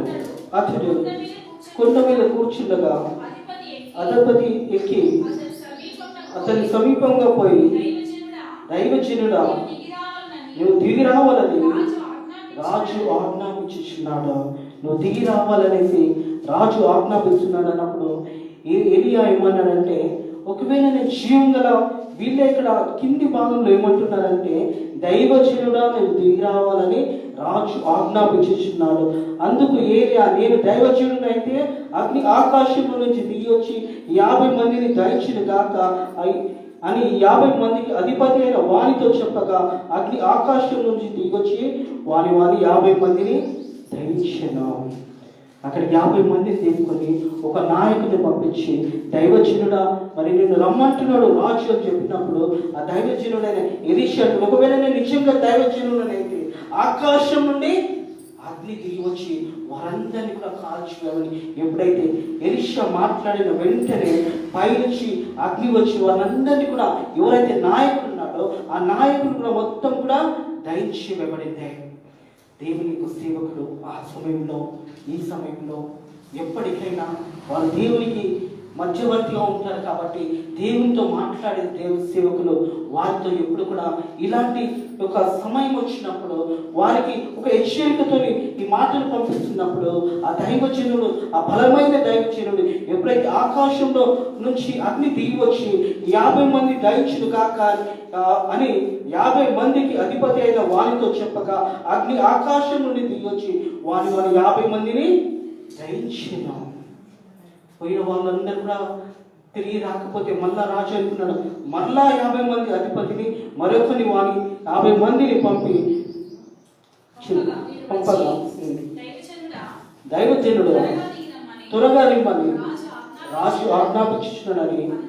అందుకు ఏలియా, నేను దైవజనుడనైతే అగ్ని ఆకాశం వచ్చి దిగి వచ్చి నిన్ను ఈ 50 మందిని దహించును గాక అని చెప్పగా, ఆకాశం నుండి దేవుని అగ్ని దిగి వానిని 50 మందిని దహించిన. దేవుని బిడ్డలారా, దేవుని ఉగ్రత ఈ విగ్రహ ఆరాధనపై వెళ్తున్నప్పుడు చాలా భయంకరంగా ఉంటుంది. ఆ శిక్షకు పాత్ర ఇక్కడ రాజు పంపించిన మొదటి 50 మంది ఆ నాయకుడు అగ్నికి వారు దహించబడ్డారు. రెండోసారి మళ్ళా 50 మందిని ఒక నాయకుని పంపించారు, వారు కూడా చనిపోయినారు. మూడోసారి కూడా మళ్ళా 50 మందిని పంపించినప్పుడు ఆ 3వ వ్యక్తి వచ్చినప్పుడు ఏం చేస్తున్నాడంటే మొదటగా సాగిలపడతా ఉన్నాడు. ఇద్దరు వచ్చినప్పుడు ఈ నాయకులు దైవదేవుని దగ్గరకు వచ్చారు, కానీ ఒక అధికారంతో వచ్చిన్నారు. నేను రాజు రమ్మంటున్నాడు అని చెప్పినప్పుడు వాళ్ళు ఇద్దరు కూడా 2 గుంపులు 50 మంది ఆ నాయకులు ఇద్దరు కూడా అగ్ని చేత దహించబడ్డారు. 3వ వ్యక్తి వచ్చినప్పుడు ఏం చేస్తున్నాడంటే అధిపతి దగ్గరికి వచ్చి మోకాల నుండి అతని వేడుకుంటా ఉన్నాడు. చూడండి 13వ వచనం చూడండి. ఇంకా రాజు 50 మందికి అధిపతి అయిన ఒకరిని వాని 70 మందితో కూడా పంపగా, 70 మంది అధిపతి అయిన 3వ వాడు వచ్చి ఏలియా ఎదుట మోకాలుండి, దైవజనుడా దయచేసి నా ప్రాణంలో నీ దాసులైన ఈ 50 మంది ప్రాణాలు నీ దృష్టికి ప్రియంగా ఉండమని చింతించుము. ఈ 3వ వ్యక్తి ఎలా వచ్చాడు? ఇద్దరు వచ్చి రాజు అధికారంతో వచ్చారు, కానీ ఈ 3వ వచ్చి ఏం చేసిందంట, మోకాళ్ళ మీద ఉండి ఎలీషా దగ్గర సాగిలపడి, దైవజనుడా దయచేసి నా ప్రాణంలో ఇక్కడ ఉన్న ఈ 50 మంది ప్రాణాలు కూడా నీ దృష్టికి ప్రియంగా ఉండనిమ్ము. ఈ యొక్క 3 గుంపులలో 3వ వ్యక్తి వచ్చినప్పుడు మరి దైవజనుని యొక్క బలము, ఆయన ఆరాధించే నిజమైన దేవుని తెలుసుకుని ఉండి ఆయన దగ్గరకు వచ్చి మరి మోకాళ్ళ మీద పడి ఆయనను వేడుకుంటా ఉన్నాడు. అయ్యా, మనం క్షమించి మా ప్రాణాలను కాపాడు, నాతో పాటు నా 50 మంది ఉన్న వారిని కూడా కాపాడమని ఆ దైవజనుని ఎలీషా దగ్గర సాగిలపడి మరి వేడుకున్నట్టుగా చూస్తా ఉన్నాం.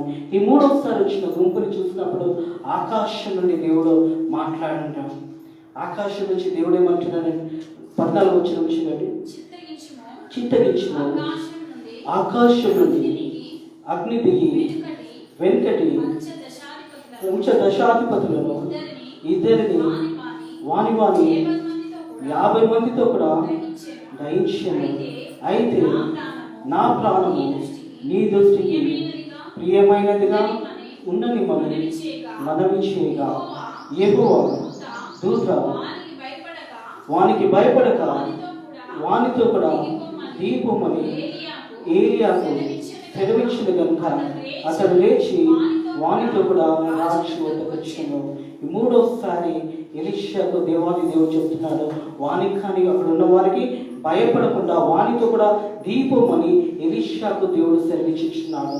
ఈ మూడో వ్యక్తి మరి ఇంతకు ముందుకు వచ్చిన వారందరి ప్రాణాలు కూడా పోయినాయి కాబట్టి మా ప్రాణాలను క్షమించు, మా ప్రాణాలను కాపాడమని ఏలియా దగ్గర బతిమాలుకున్నప్పుడు దేవాది దేవుడు ఏం చేస్తున్నాడంటే ఎలీషాతో చెప్తా ఉన్నాడు, ఇక భయపడకు, నువ్వు వారితో రాజు వద్దకు వెళ్ళి ఏదైతే నేను చెప్పినానో తిరిగి అదే మాటను ఆయనతో చెప్పనేసి మనం చూసినట్లయితే యెహోవా దూత వానికి భయపడకు, వానితో కూడా దీపమని ఎలీషాకు సెలవిచ్చాడు కనుక అతడు లేచి వానితో కూడా రాజు వద్దకు వచ్చాడు. రాజు వద్దకు వచ్చి మళ్ళీ ఏదైనా వేరే మాట్లాడిందంటే ఏం మాట్లాడలేదు.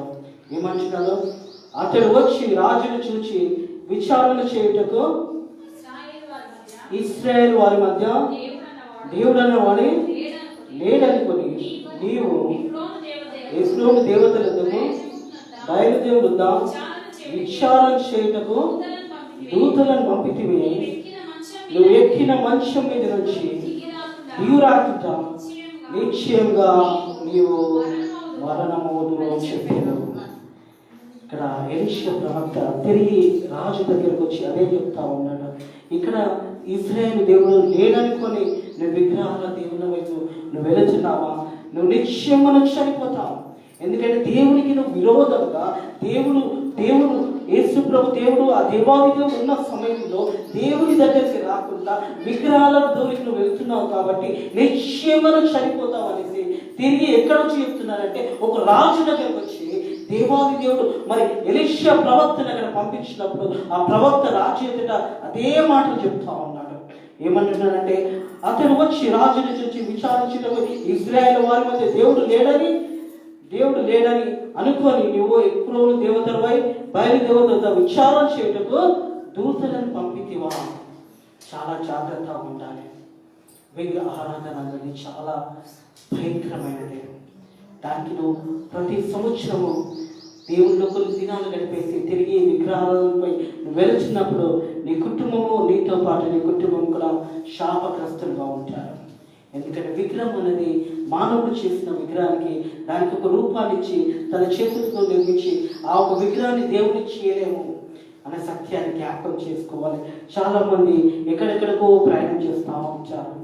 నేను ఒకనొక రోజు కొన్ని సంవత్సరముల క్రితము దాదాపుగా 5-6 సంవత్సరముల క్రితము హైదరాబాద్ ప్రాంతానికి నేను ఒకసారి అప్పుడు వరంగల్లో ఉన్నప్పుడు హైదరాబాద్కి వెళ్ళడం జరిగింది. ఒక హిందూ కుటుంబంలో ఉన్న వ్యక్తి వారు వాళ్ళ భార్య కొద్దిగా దేవుని నమ్ముకుని అంటే క్రైస్తవుల విశ్వాసాన్ని నమ్ముకుని పెట్టారు. తన భర్త చనిపోవడానికి కొన్ని రోజుల ముందు ఎవరైనా సేవకులు వచ్చి ప్రార్థన చేయాలనేసి తను ఆశపడింది. వారి యొక్క కుమార్తె మా పెద్దన్న మోనా క్లాస్మేట్. మోనా నేను అప్పుడు హైదరాబాద్ ఉన్నప్పుడు బాబాయ్ ఇట్లా మనం పోదాము, వారికి ఇట్లా బాగలేదంటే ఎవరైనా ఇంటికి వచ్చి ప్రార్థన చేయమని వాళ్ళు అడుగుతూ ఉంటుందని చెప్పినప్పుడు ఇద్దరం కలిసి అక్కడికి పోయినాము. వారిలో చూస్తే చాలా విగ్రహాలతో మొత్తం నిండిపోయినది. మొత్తం ఇల్లంత పెద్ద ఇల్లు విగ్రహాలతో నిండిపోయింది. అతన్ని పిలిచారు. అతను కూడా వచ్చి మాతో కూర్చొని ఏంటికి భయం అంటే ఇక మరణం నాకు రాబోతుందని డాక్టర్స్ అందరూ కూడా చెప్పేశారు. ఎవరైనా సేవకులు మాకు వాళ్ళకు వచ్చి ప్రార్థన చేయాలని మా భార్య పిల్లలు వారు కూడా వాళ్ళొక విశ్వాసం అని చెప్పినప్పుడు నేను ఆ విగ్రహాలను అన్నీ చూశాను. అంత విగ్రహారాధన. మరి నీకెందుకు ఇలా అవుతుందని నాకు మాట్లాడడం జరిగినప్పుడు ఆ వ్యక్తి చెప్పిన మాటలు ఏంటంటే మాకు సమాధానం లేదు, శాంతి లేదు, నెమ్మది లేదు. మరి మీరు ఏం చేస్తారంటే ఊర్లన్నీ తిరిగి ఒకసారి ఊర్లన్నీ తిరిగేసి వస్తాము, అక్కడ అన్నిట్లో పూజలు చేసి వచ్చినా కానీ మాకు శాంతి లేదు, సమాధానం లేదనేసి. ఎక్కడో విగ్రహాలను పెట్టుకున్న విగ్రహాల నుంచి ఏం తిరుగుతుంది? విగ్రహాలను పోయి ఆ ఒక ఆచారాల ప్రకారం ఆ తీర్థయాత్రలకు అవన్నీ పోయి వస్తున్నా కానీ మా గృహాలలో సమాధానం లేదు, నెమ్మది లేదన్నప్పుడు దేవుని మా కృపను వచ్చి అక్కడ దేవుని మనం ఇజికే గురించి అక్కడ మాట్లాడడం జరిగింది. 39వ యెషయా గ్రంథం అక్కడ కొద్దిసేపు మాట్లాడడం జరిగింది. జరిగిన తర్వాత అతని గురించి అతని కుటుంబం గురించి ప్రార్థన చేసి తిరిగి వచ్చిన తర్వాత కొన్ని రోజుల తర్వాత అతను మరణించాడనే వార్త కూడా వచ్చింది. నేను ఎందుకు ఈ మాటలు చెప్తున్నానంటే, వాళ్ళ దగ్గర మస్తు ధనం ఉన్నది, పెద్ద ఇల్లు, కానీ వాళ్ళ దగ్గర ఏం లేదు, సమాధానం లేదు, నెమ్మది లేదు. పిల్లలు చూస్తే యవ్వన కాలం బిడ్డ, ఆయన చెప్తా ఉన్నాడు తండ్రి, ఆయనతో మాట్లాడుతూ ఉంటే 20 సంవత్సరంల యవ్వనస్తుడు నా బిడ్డ. ఆ విగ్రహ ఆరాధన పూజలన్నీ కూడా మరి పండుగలు వచ్చినప్పుడు వాడే చేస్తుంటే వాడు హఠాత్తుగా ఏమైందో తెలియదు. ఒకరోజు అనారోగ్యంతో ఉన్నాడు. అనారోగ్యంతో నుండి హాస్పిటల్ తీసుకుని వచ్చే లోపల వచ్చే సమయానికి రిటర్న్ అవుతున్న సమయంలోనే చనిపోయినాడు. ధనం ఉన్నది, ఐశ్వర్యం ఉన్నది, సమాధానం లేదు అని చెప్పినప్పుడు నాకు అనిపించింది, అవన్నీ ఉన్నా కానీ దేవుని కృప లేకుంటే వెంటనే విగ్రహారాధనలు భయంకరంగా చేస్తున్నారు. ఎప్పుడైతే యవన బిడ్డ హఠాత్తుగా చనిపోతే నాతో తట్టుకోవడం కాలేదు. ఆ రోజు నుంచి నేను తాగడం ప్రారంభిస్తూనే ఉన్నాను. ఈరోజు ఏం జరిగిందంటే నా లివర్లో కూడా డ్యామేజ్ అయిపోయింది. డాక్టర్ చెప్పేశారు ఆ లివర్ ఇక మంచిది కాదు అనేసి. ఒక అన్యుని కుటుంబంకు దేవుడు నడిపించి అక్కడ ప్రార్థన చేసి తన చివరి దినాలలో దేవుని వాక్కును అక్కడ నడిపించాడు. తన చివరి దినాలలో ఆ ఇంట్లో వాక్యము ప్రార్థన చేయడము నిజంగా అది నాకు అది ఆలోచించుకున్నప్పుడు దేవుడు ఎందుకు నడిపించాడో తెలియదు. అంత పెద్ద బిల్డింగ్ ఉన్నది, అంతా ఉన్నది, కానీ వాళ్ళకి ఏం లేదంటే సమాధానం లేదు. ఈ దేవత కాకపోతే ఇంకో దేవత చుట్టూ తిరుగుతూ మరి అన్ని యాత్రలు చేసి అంత డబ్బు ఖర్చు పెట్టినా మరి ఏమైనా నెమ్మది ఉందా అంటే నెమ్మది లేదన్న. ఒకసారి ఆయన అంటా ఉన్నాడు, ఒకవేళ నేను మంచిగా అయితే వరంగల్కి వచ్చినప్పుడు నేను కలుస్తా అంటే నా అడ్రస్ అంతా నేను రాసిచ్చాను. కానీ అంత లోపలనే దేవుని పిలుపుకత వెళ్ళిపోవాల్సి వచ్చింది. నేను ఎందుకు ఈ మాటలు జ్ఞాపకం చేస్తున్నానంటే, ఒక మనిషి ఎప్పుడైతే విగ్రహ ఆరాధనలో వెళ్తే అక్కడ నెమ్మది ఉండదు, సమాధానం ఉండదు. లోకానుసరి జీవించే మనం చూస్తూ ఉంటాం, వాళ్ళలో చాలా సంతోషం ఉన్నది, వాళ్ళు మంచి పండుగలు చేసుకుంటున్నారు, అన్నీ చేసుకుంటున్నారు అనేసి వాళ్ళ హృదయాలలో ఏమున్నదో మనకు తెలియదు. జీవం గల దేవుడు ఈ మందిరం ఇక్కడ కట్టి ప్రారంభించి దాదాపు 1 సంవత్సరం కాలం అవుతుంది. మీకు తెలుసో తెలియదో కొన్ని మాటలు, ఇక్కడికి వెళ్తూ పోతున్న చాలా మంది అన్యులు ప్రార్థన చేసుకుని వెళ్తా ఉన్నారు. వారు విగ్రహ ఆరాధనలు ఉన్నా కానీ మందిరం దగ్గరకు వచ్చినప్పుడు వారు మా ప్రార్థన చేయడానికి కొంతమంది ధైర్యంగా లోపలికి వచ్చి మా గురించి ప్రార్థన చేయండి, మా కుటుంబం గురించి ప్రార్థన చేయండి, మాకు అన్నీ ఉన్నాయి, సమాధానం లేదు, నెమ్మది లేదు. ఈ గ్రామం నుంచి చాలామంది మన అన్యుల్లో ఉన్న బిడ్డలు వచ్చి దేవుని వైపు చూసి మా గురించి ప్రార్థన చేయండి, మా ఇంట్లో అన్నీ ఉన్నాయి, హఠాత్తు మరణంగా చేరిపోతున్నాయి, సమాధానం ఉండలేదు, నెమ్మది ఉండలేదు, ఒకరికి లేకుంటే ఒకరికి శ్రమ వస్తుంది, ఒకరికి లేకుంటే ఒకరికి అన్ని బాధలు కలుగుతున్నాయని వారు చెప్తుంటే నిజంగా దేవుడు ఉట్టిగానే ఈ మందిరాన్ని ఇక్కడ కట్టలేదు. వారికి ఒక ఆదరణ కలుగ చేయడానికి, వారికి ఒక సమాధానం కలుగ చేయడానికి వారి ఇక్కడికి వచ్చి ప్రార్థన చేసి లోపలికి వచ్చి, ఒకవేళ వారి ఇంట్లో వాళ్ళు ఎవరైనా చూస్తారేమో చూసి కూడా అయినా కానీ వారు భయపడకుండా దేవుని సన్నిధికి వచ్చి ప్రార్థన చేయమని ప్రార్థన అవసరతలు అడుగుతూ ఉన్నారు. క్రైస్తవులుగా మనం జీవిస్తున్నాము, కానీ మనలో కొన్నిసార్లు అలాంటి విశ్వాసం లేకుంటుంటే, కానీ వాళ్ళకు విశ్వాసం ఉంది. ఈ మందిరంలోకి వస్తే ప్రార్థన చేసుకుంటే దేవాది దేవుడు తప్పకుండా మీ ప్రార్థనని, మా కుటుంబంలో నెమ్మదిని, సమాధానాన్ని దయచేస్తాడని దేవాది దేవుడు మాకు తెలియజేస్తున్నాడు. కాబట్టి మేము ఇక్కడికి వస్తున్నాము, మా గురించి ప్రార్థన చేయండి అనేసి. నిజంగా ఈ మాట వింటున్న నీవు నేను కూడా మన జీవితాలు ఏవైపు ఉన్నాయి? మనం విగ్రహ ఆరాధన వైపు వెళ్తున్నామా? ఒకవేళ విగ్రహ ఆరాధనకి వెళ్తున్నట్టయితే దేవుని యొక్క ఉగ్రత తప్పకుండా ఈ 2021లో ఒకవేళ నువ్వు 2 వైపులు ఉన్నవాటైతే ఉంటే చల్లగా ఉండు, లేదంటే మెచ్చగా ఉండమని దేవుడు ఆజ్ఞాపించడు. లేదు నువ్వు రెండిట్లో ఉంటే ఉమ్ము వేయబడతావు. ఈ వ్యక్తి జీవితం కూడా మరి రాజుగా ఉన్నాడు, ఒక గొప్ప దేశాన్ని. దానికంటే ముందు చూసినట్టయితే అహాబు మరి ఎలీషాకు ఎంతగానో భయపడేవాడు. ఎలీషా 3.5 సంవత్సరంలో వర్షం కురవదని దేవుని సన్నిధిలో ప్రార్థన చేసినప్పుడు అక్కడ వర్షం కురవలేదు. తిరిగి ఎలీషా ప్రార్థన చేసినప్పుడు వర్షం వచ్చేటప్పుడు కూడా ఆ రాజు చెప్తాడు, త్వరగా ఇంటికి వెళ్ళి మీ ఇంట్లో ఉండవు, ఎందుకంటే వర్షం రాబోతున్నది అనేసి. అంత గొప్ప దైవ సేవకుడు, దైవచనుడు అక్కడ ఉండగా ఈ వ్యక్తి ఎక్కడ చూస్తున్నాడంటే విగ్రహ ఆరాధన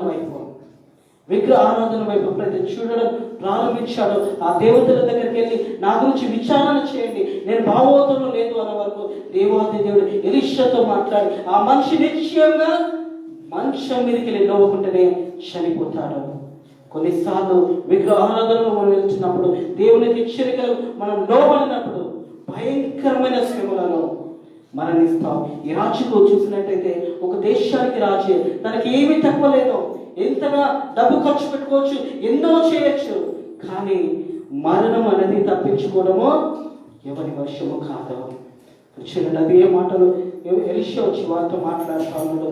అందుకు 16 వచ్చిన చూడండి, అతడు వచ్చి రాజుని చూచి విచారణ చేయటం ఇశ్రాయేలు వారి మధ్య దేవుడు అన్నవాడు లేదనుకొని నీవు ఎక్కువ దేవతలకు బయట దేవులతో విచారణ చేయుటకు దూతలను పంపి నువ్వు ఎక్కిన మంచం మీద నుండి దిగురాకుండా నిశ్చయంగా నీవు మరణమవుతున్న 17 వచ్చిన ఏలియా ద్వారా యెహోవా సెలవిచ్చిన మాట ప్రకారము అతడు చనిపోయేదో.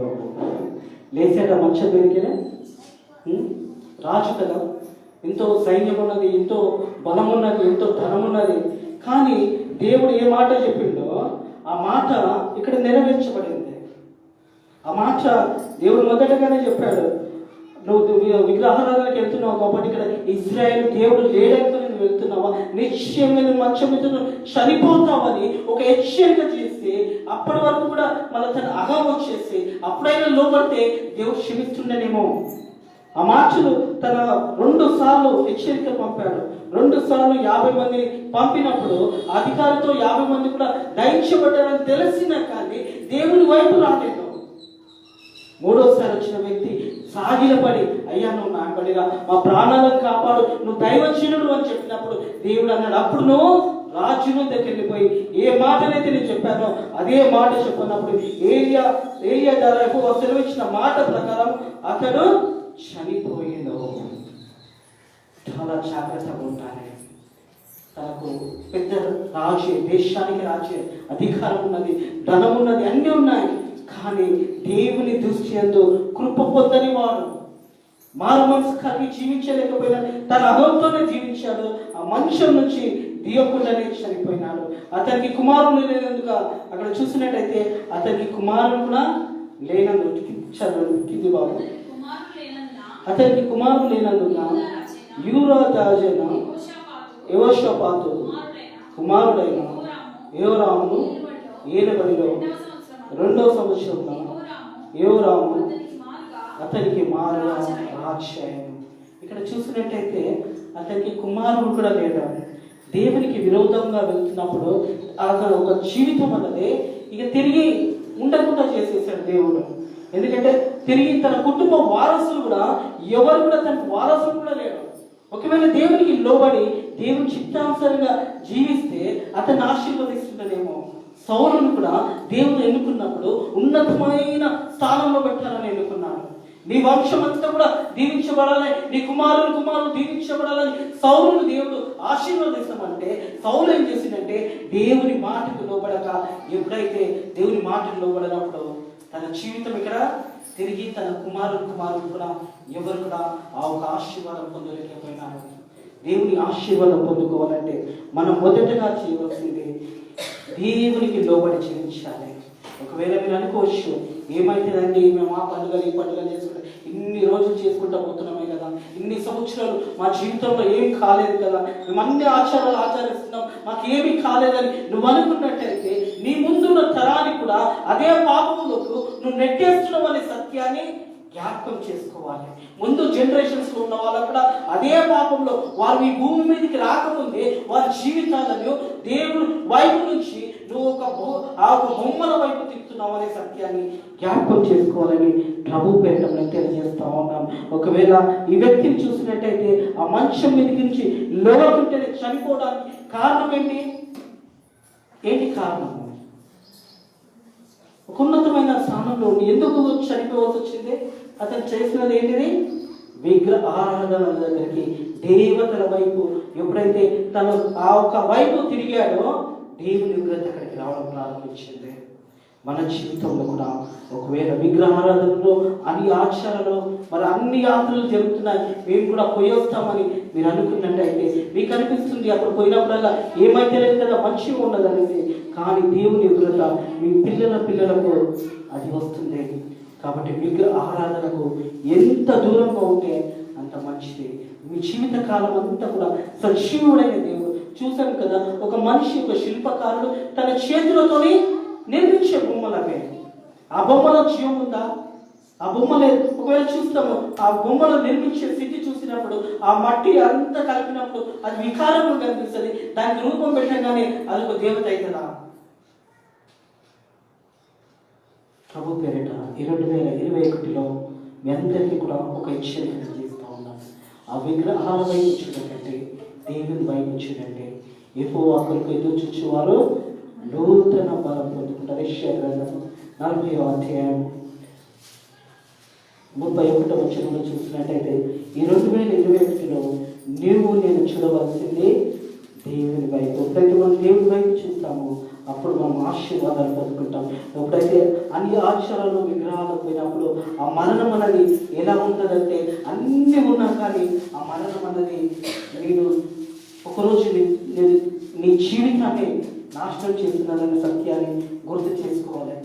31వ వచనము, యెహోవా కొరకు ఎదురు చూచువారు నూతన బలము పొందుకుంటారు. దేవుని గురించి చూడాలి. ఈ 2021 సంవత్సరం విగ్రహాల వైపు దయచేసి చూడండి. అన్ని ఆచారాలు పోకండి. ఒకవేళ నువ్వు ఇంతవరకు పోతున్నట్టయితే ఇక మీదట సజీవుడైన దేవుని నమ్ముకొని ఆయన గురించి ఎదురు చూసినట్టయితే వారు పక్షురాజు వలె రెక్కలు చాపి పైకి ఉంటారంట. నువ్వు 2021లో దేవుని వైపు చూసి ఎప్పుడైతే నువ్వు నడుస్తావో అప్పుడు నీ కుటుంబము, నీ పిల్లలు కూడా దీవించబడతారు. ఇక్కడ చూసినట్లయితే యెహోవా కొరకు ఎదురు చూచిన వారు నూతన బలం పొందుతారు. వారు పక్షురాజు వలె రెక్కలు చాపి పైకి ఎదురు అలయగా పరిగెత్తుతారు, సొమ్మశిలకగా నడిచిపోతారు. ఒకవేళ 2021 సంవత్సరం నీకు దీవెనకరంగా ఆశీర్వాదకరంగా ఉండాలంటే దేవుని వైపు చూడండి, విగ్రహాల వైపు చూడకండి. 2021లో దేవుని నడిపించిన ఉద్దేశాన్ని జ్ఞాపకం చేసుకుంటూ దేవుని వైపు, దేవుని గురించి ఎదురు చూసే విధంగా ఉండాలని ప్రభు పేరిట నేను తెలియజేస్తూ ఒక మాట చెప్పి నేను ముగిస్తాను. యెషయా గ్రంథము 54వ అధ్యాయం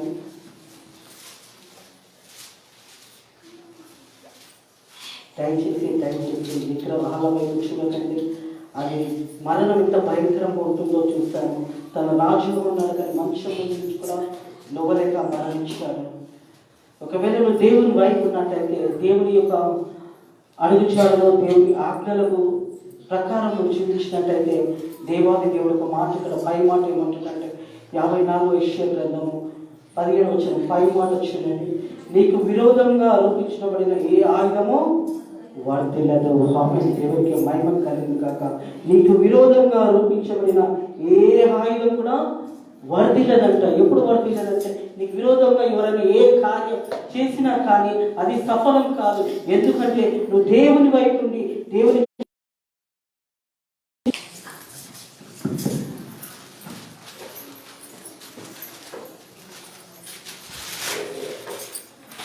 మనము విన్న వాక్యాన్ని ఒకసారి మనం హృదయంలో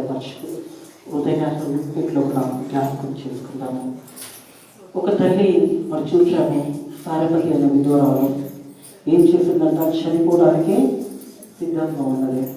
కానీ దేవాది దేవుడు ఏం చేసాడు? ఎలీషాతో, నేను ఒక విధురాలతో నేను అక్కడ పెట్టి ఉన్నాను, నీ కొరకు ఈ కరువు కాలంలో నేను పోషించేటకు అక్కడికి నేను పంపిస్తున్నాను. ఆ విధురాలు అనుకున్నది, ఇక నేను చనిపోదాము, నాకు ఏమీ లేదు, ఇక ఈరోజు మాటకే మేము చనిపోదామని ఆ కట్టలు ఏరుకుంటూ వచ్చినప్పుడు ఎలీషా వచ్చి కొన్ని నీళ్ళు ఇవ్వమని అడిగినప్పుడు ఆ నీళ్ళు తెచ్చి లోపలనే నాకు అప్పం చేసి పెట్టు అన్నాడు. మరి అప్పం చేసిన తర్వాత ఆ ఒక అప్పము వారి జీవితాలలో మరి ఎప్పుడు కూడా కరువు కాకుండా ఆ కరువు కాలం అంతా కూడా మరి వారు కూడా దీవించబడ్డారు. అదే రీతిగా చూస్తున్నట్టయితే ఒక స్త్రీ విధ్వరాలు మరి ఆయన దగ్గరికి కూడా మరి ఒక దైవ సేవకుని దగ్గర తన మరియు వారిలో ఉన్న తన భర్త మనం చేసిన మంచి పనులు మనం చనిపోయిన సజీవ లెక్కలు ఉంటాయనేసి అక్కడ చూసాము. తను చనిపోయిన తర్వాత ఆ ఒక దైవ చేరు దగ్గరికి వెళ్ళేసి నీ సేవకుడైనా మరి నేను సేవకుడు చనిపోయినాడు, మా పిల్లలిద్దరు కూడా మరి ఆ సమయంలో వారిని తీసుకెళ్తున్నాను ఆమెతో దైవ చేరు నేను నీకు మాట్లాడినప్పుడు అక్కడ గొప్ప ఆశీర్వాదాన్ని అది మరి ఆ గిన్నెలో ఉండండి అవన్నీ కూడా నింపిన తర్వాత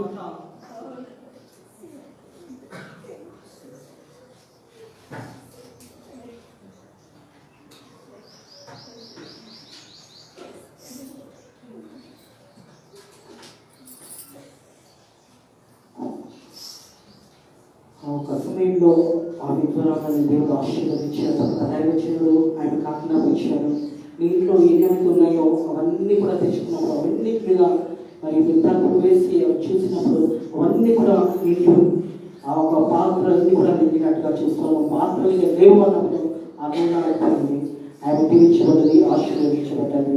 ఇక్కడ చూసినట్టయితే మరొకటి విగ్రహ ఆరాధనకి ఎప్పుడైతే ఆ రాజు ఆ తలపు ఆ విగ్రహ ఆరాధనపై పంపించాడు అదే రోజు తన మరణానికి దేవాది దేవుడు ఆజ్ఞాపించాడు.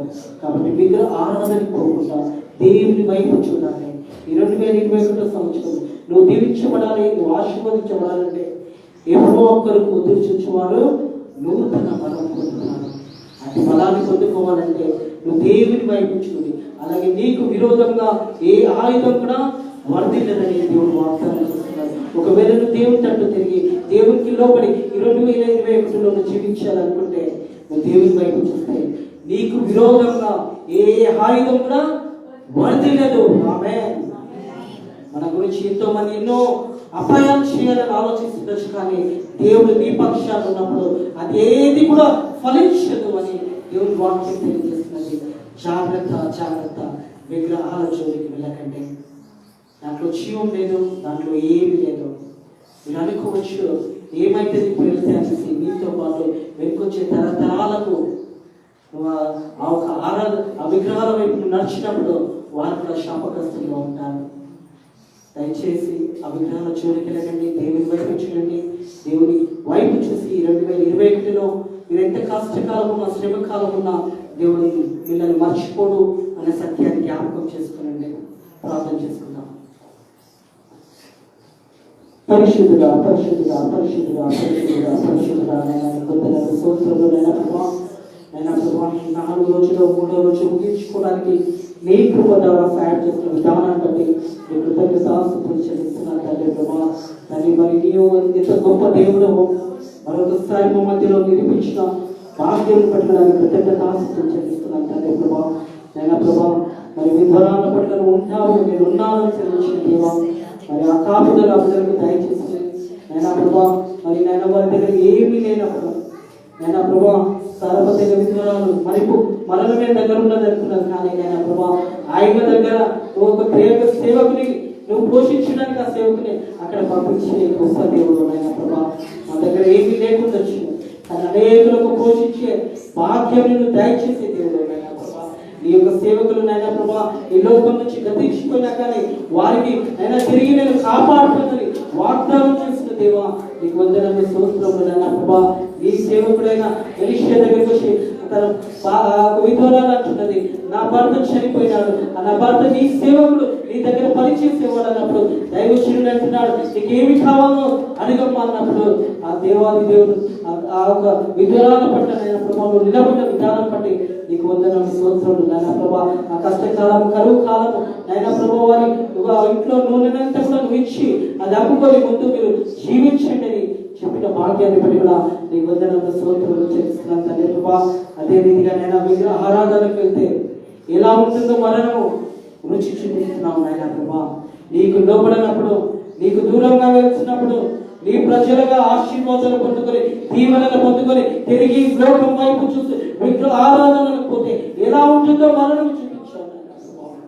ఇక మీదట మంచం నుంచి తిరిగి రాకుండానే చనిపోతామని నేను ప్రభావం ఆజ్ఞాపించున్నాను.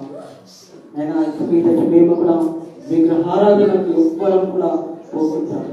నిజమైన దేవుడు, సత్యుడైన దేవుడు ఈ వైపు ఉండడానికి మీ కృపదలో సాయం చేయండి. నేను ప్రభావం నేను ఈ రోజు గురించి నేను ప్రభావం నేను సాయం చేసిన విధానం పట్ల మీకు నేను స్తోత్రములు చెల్లిస్తున్నాను తండ్రి ప్రభావం.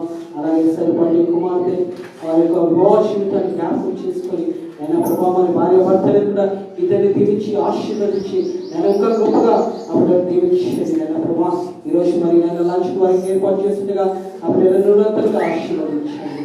అలాగే తండ్రి ప్రభావం ఈ రోజు మరి రేపు జరగబోయే కోరిక కూడా దీవించండి, ఆశీర్వదించండి. ప్రత్యేకంగా ఈ 2021లో ఈ వైపు చూసి అయినా ప్రభా ఈ వైపు చూసి మేము ముందుకు నడిపించి భాగ్యములు దయచేయండి. మా హృదయాల్లో మా మనసులో ఉన్న ప్రతి విగ్రహాలను తీసేసి నీవు మా హృదయాల్లో నుండి నీ చిత్తానుసారంగా నీకు లోబడి నీ యొక్క ఆజ్ఞలను గైకుని జీవించే భాగ్యములు దయచేయమని నజరేయుడైన క్రీస్తు నామములో ఈ ప్రార్థనలు వేడుకుంటున్నాము తండ్రి.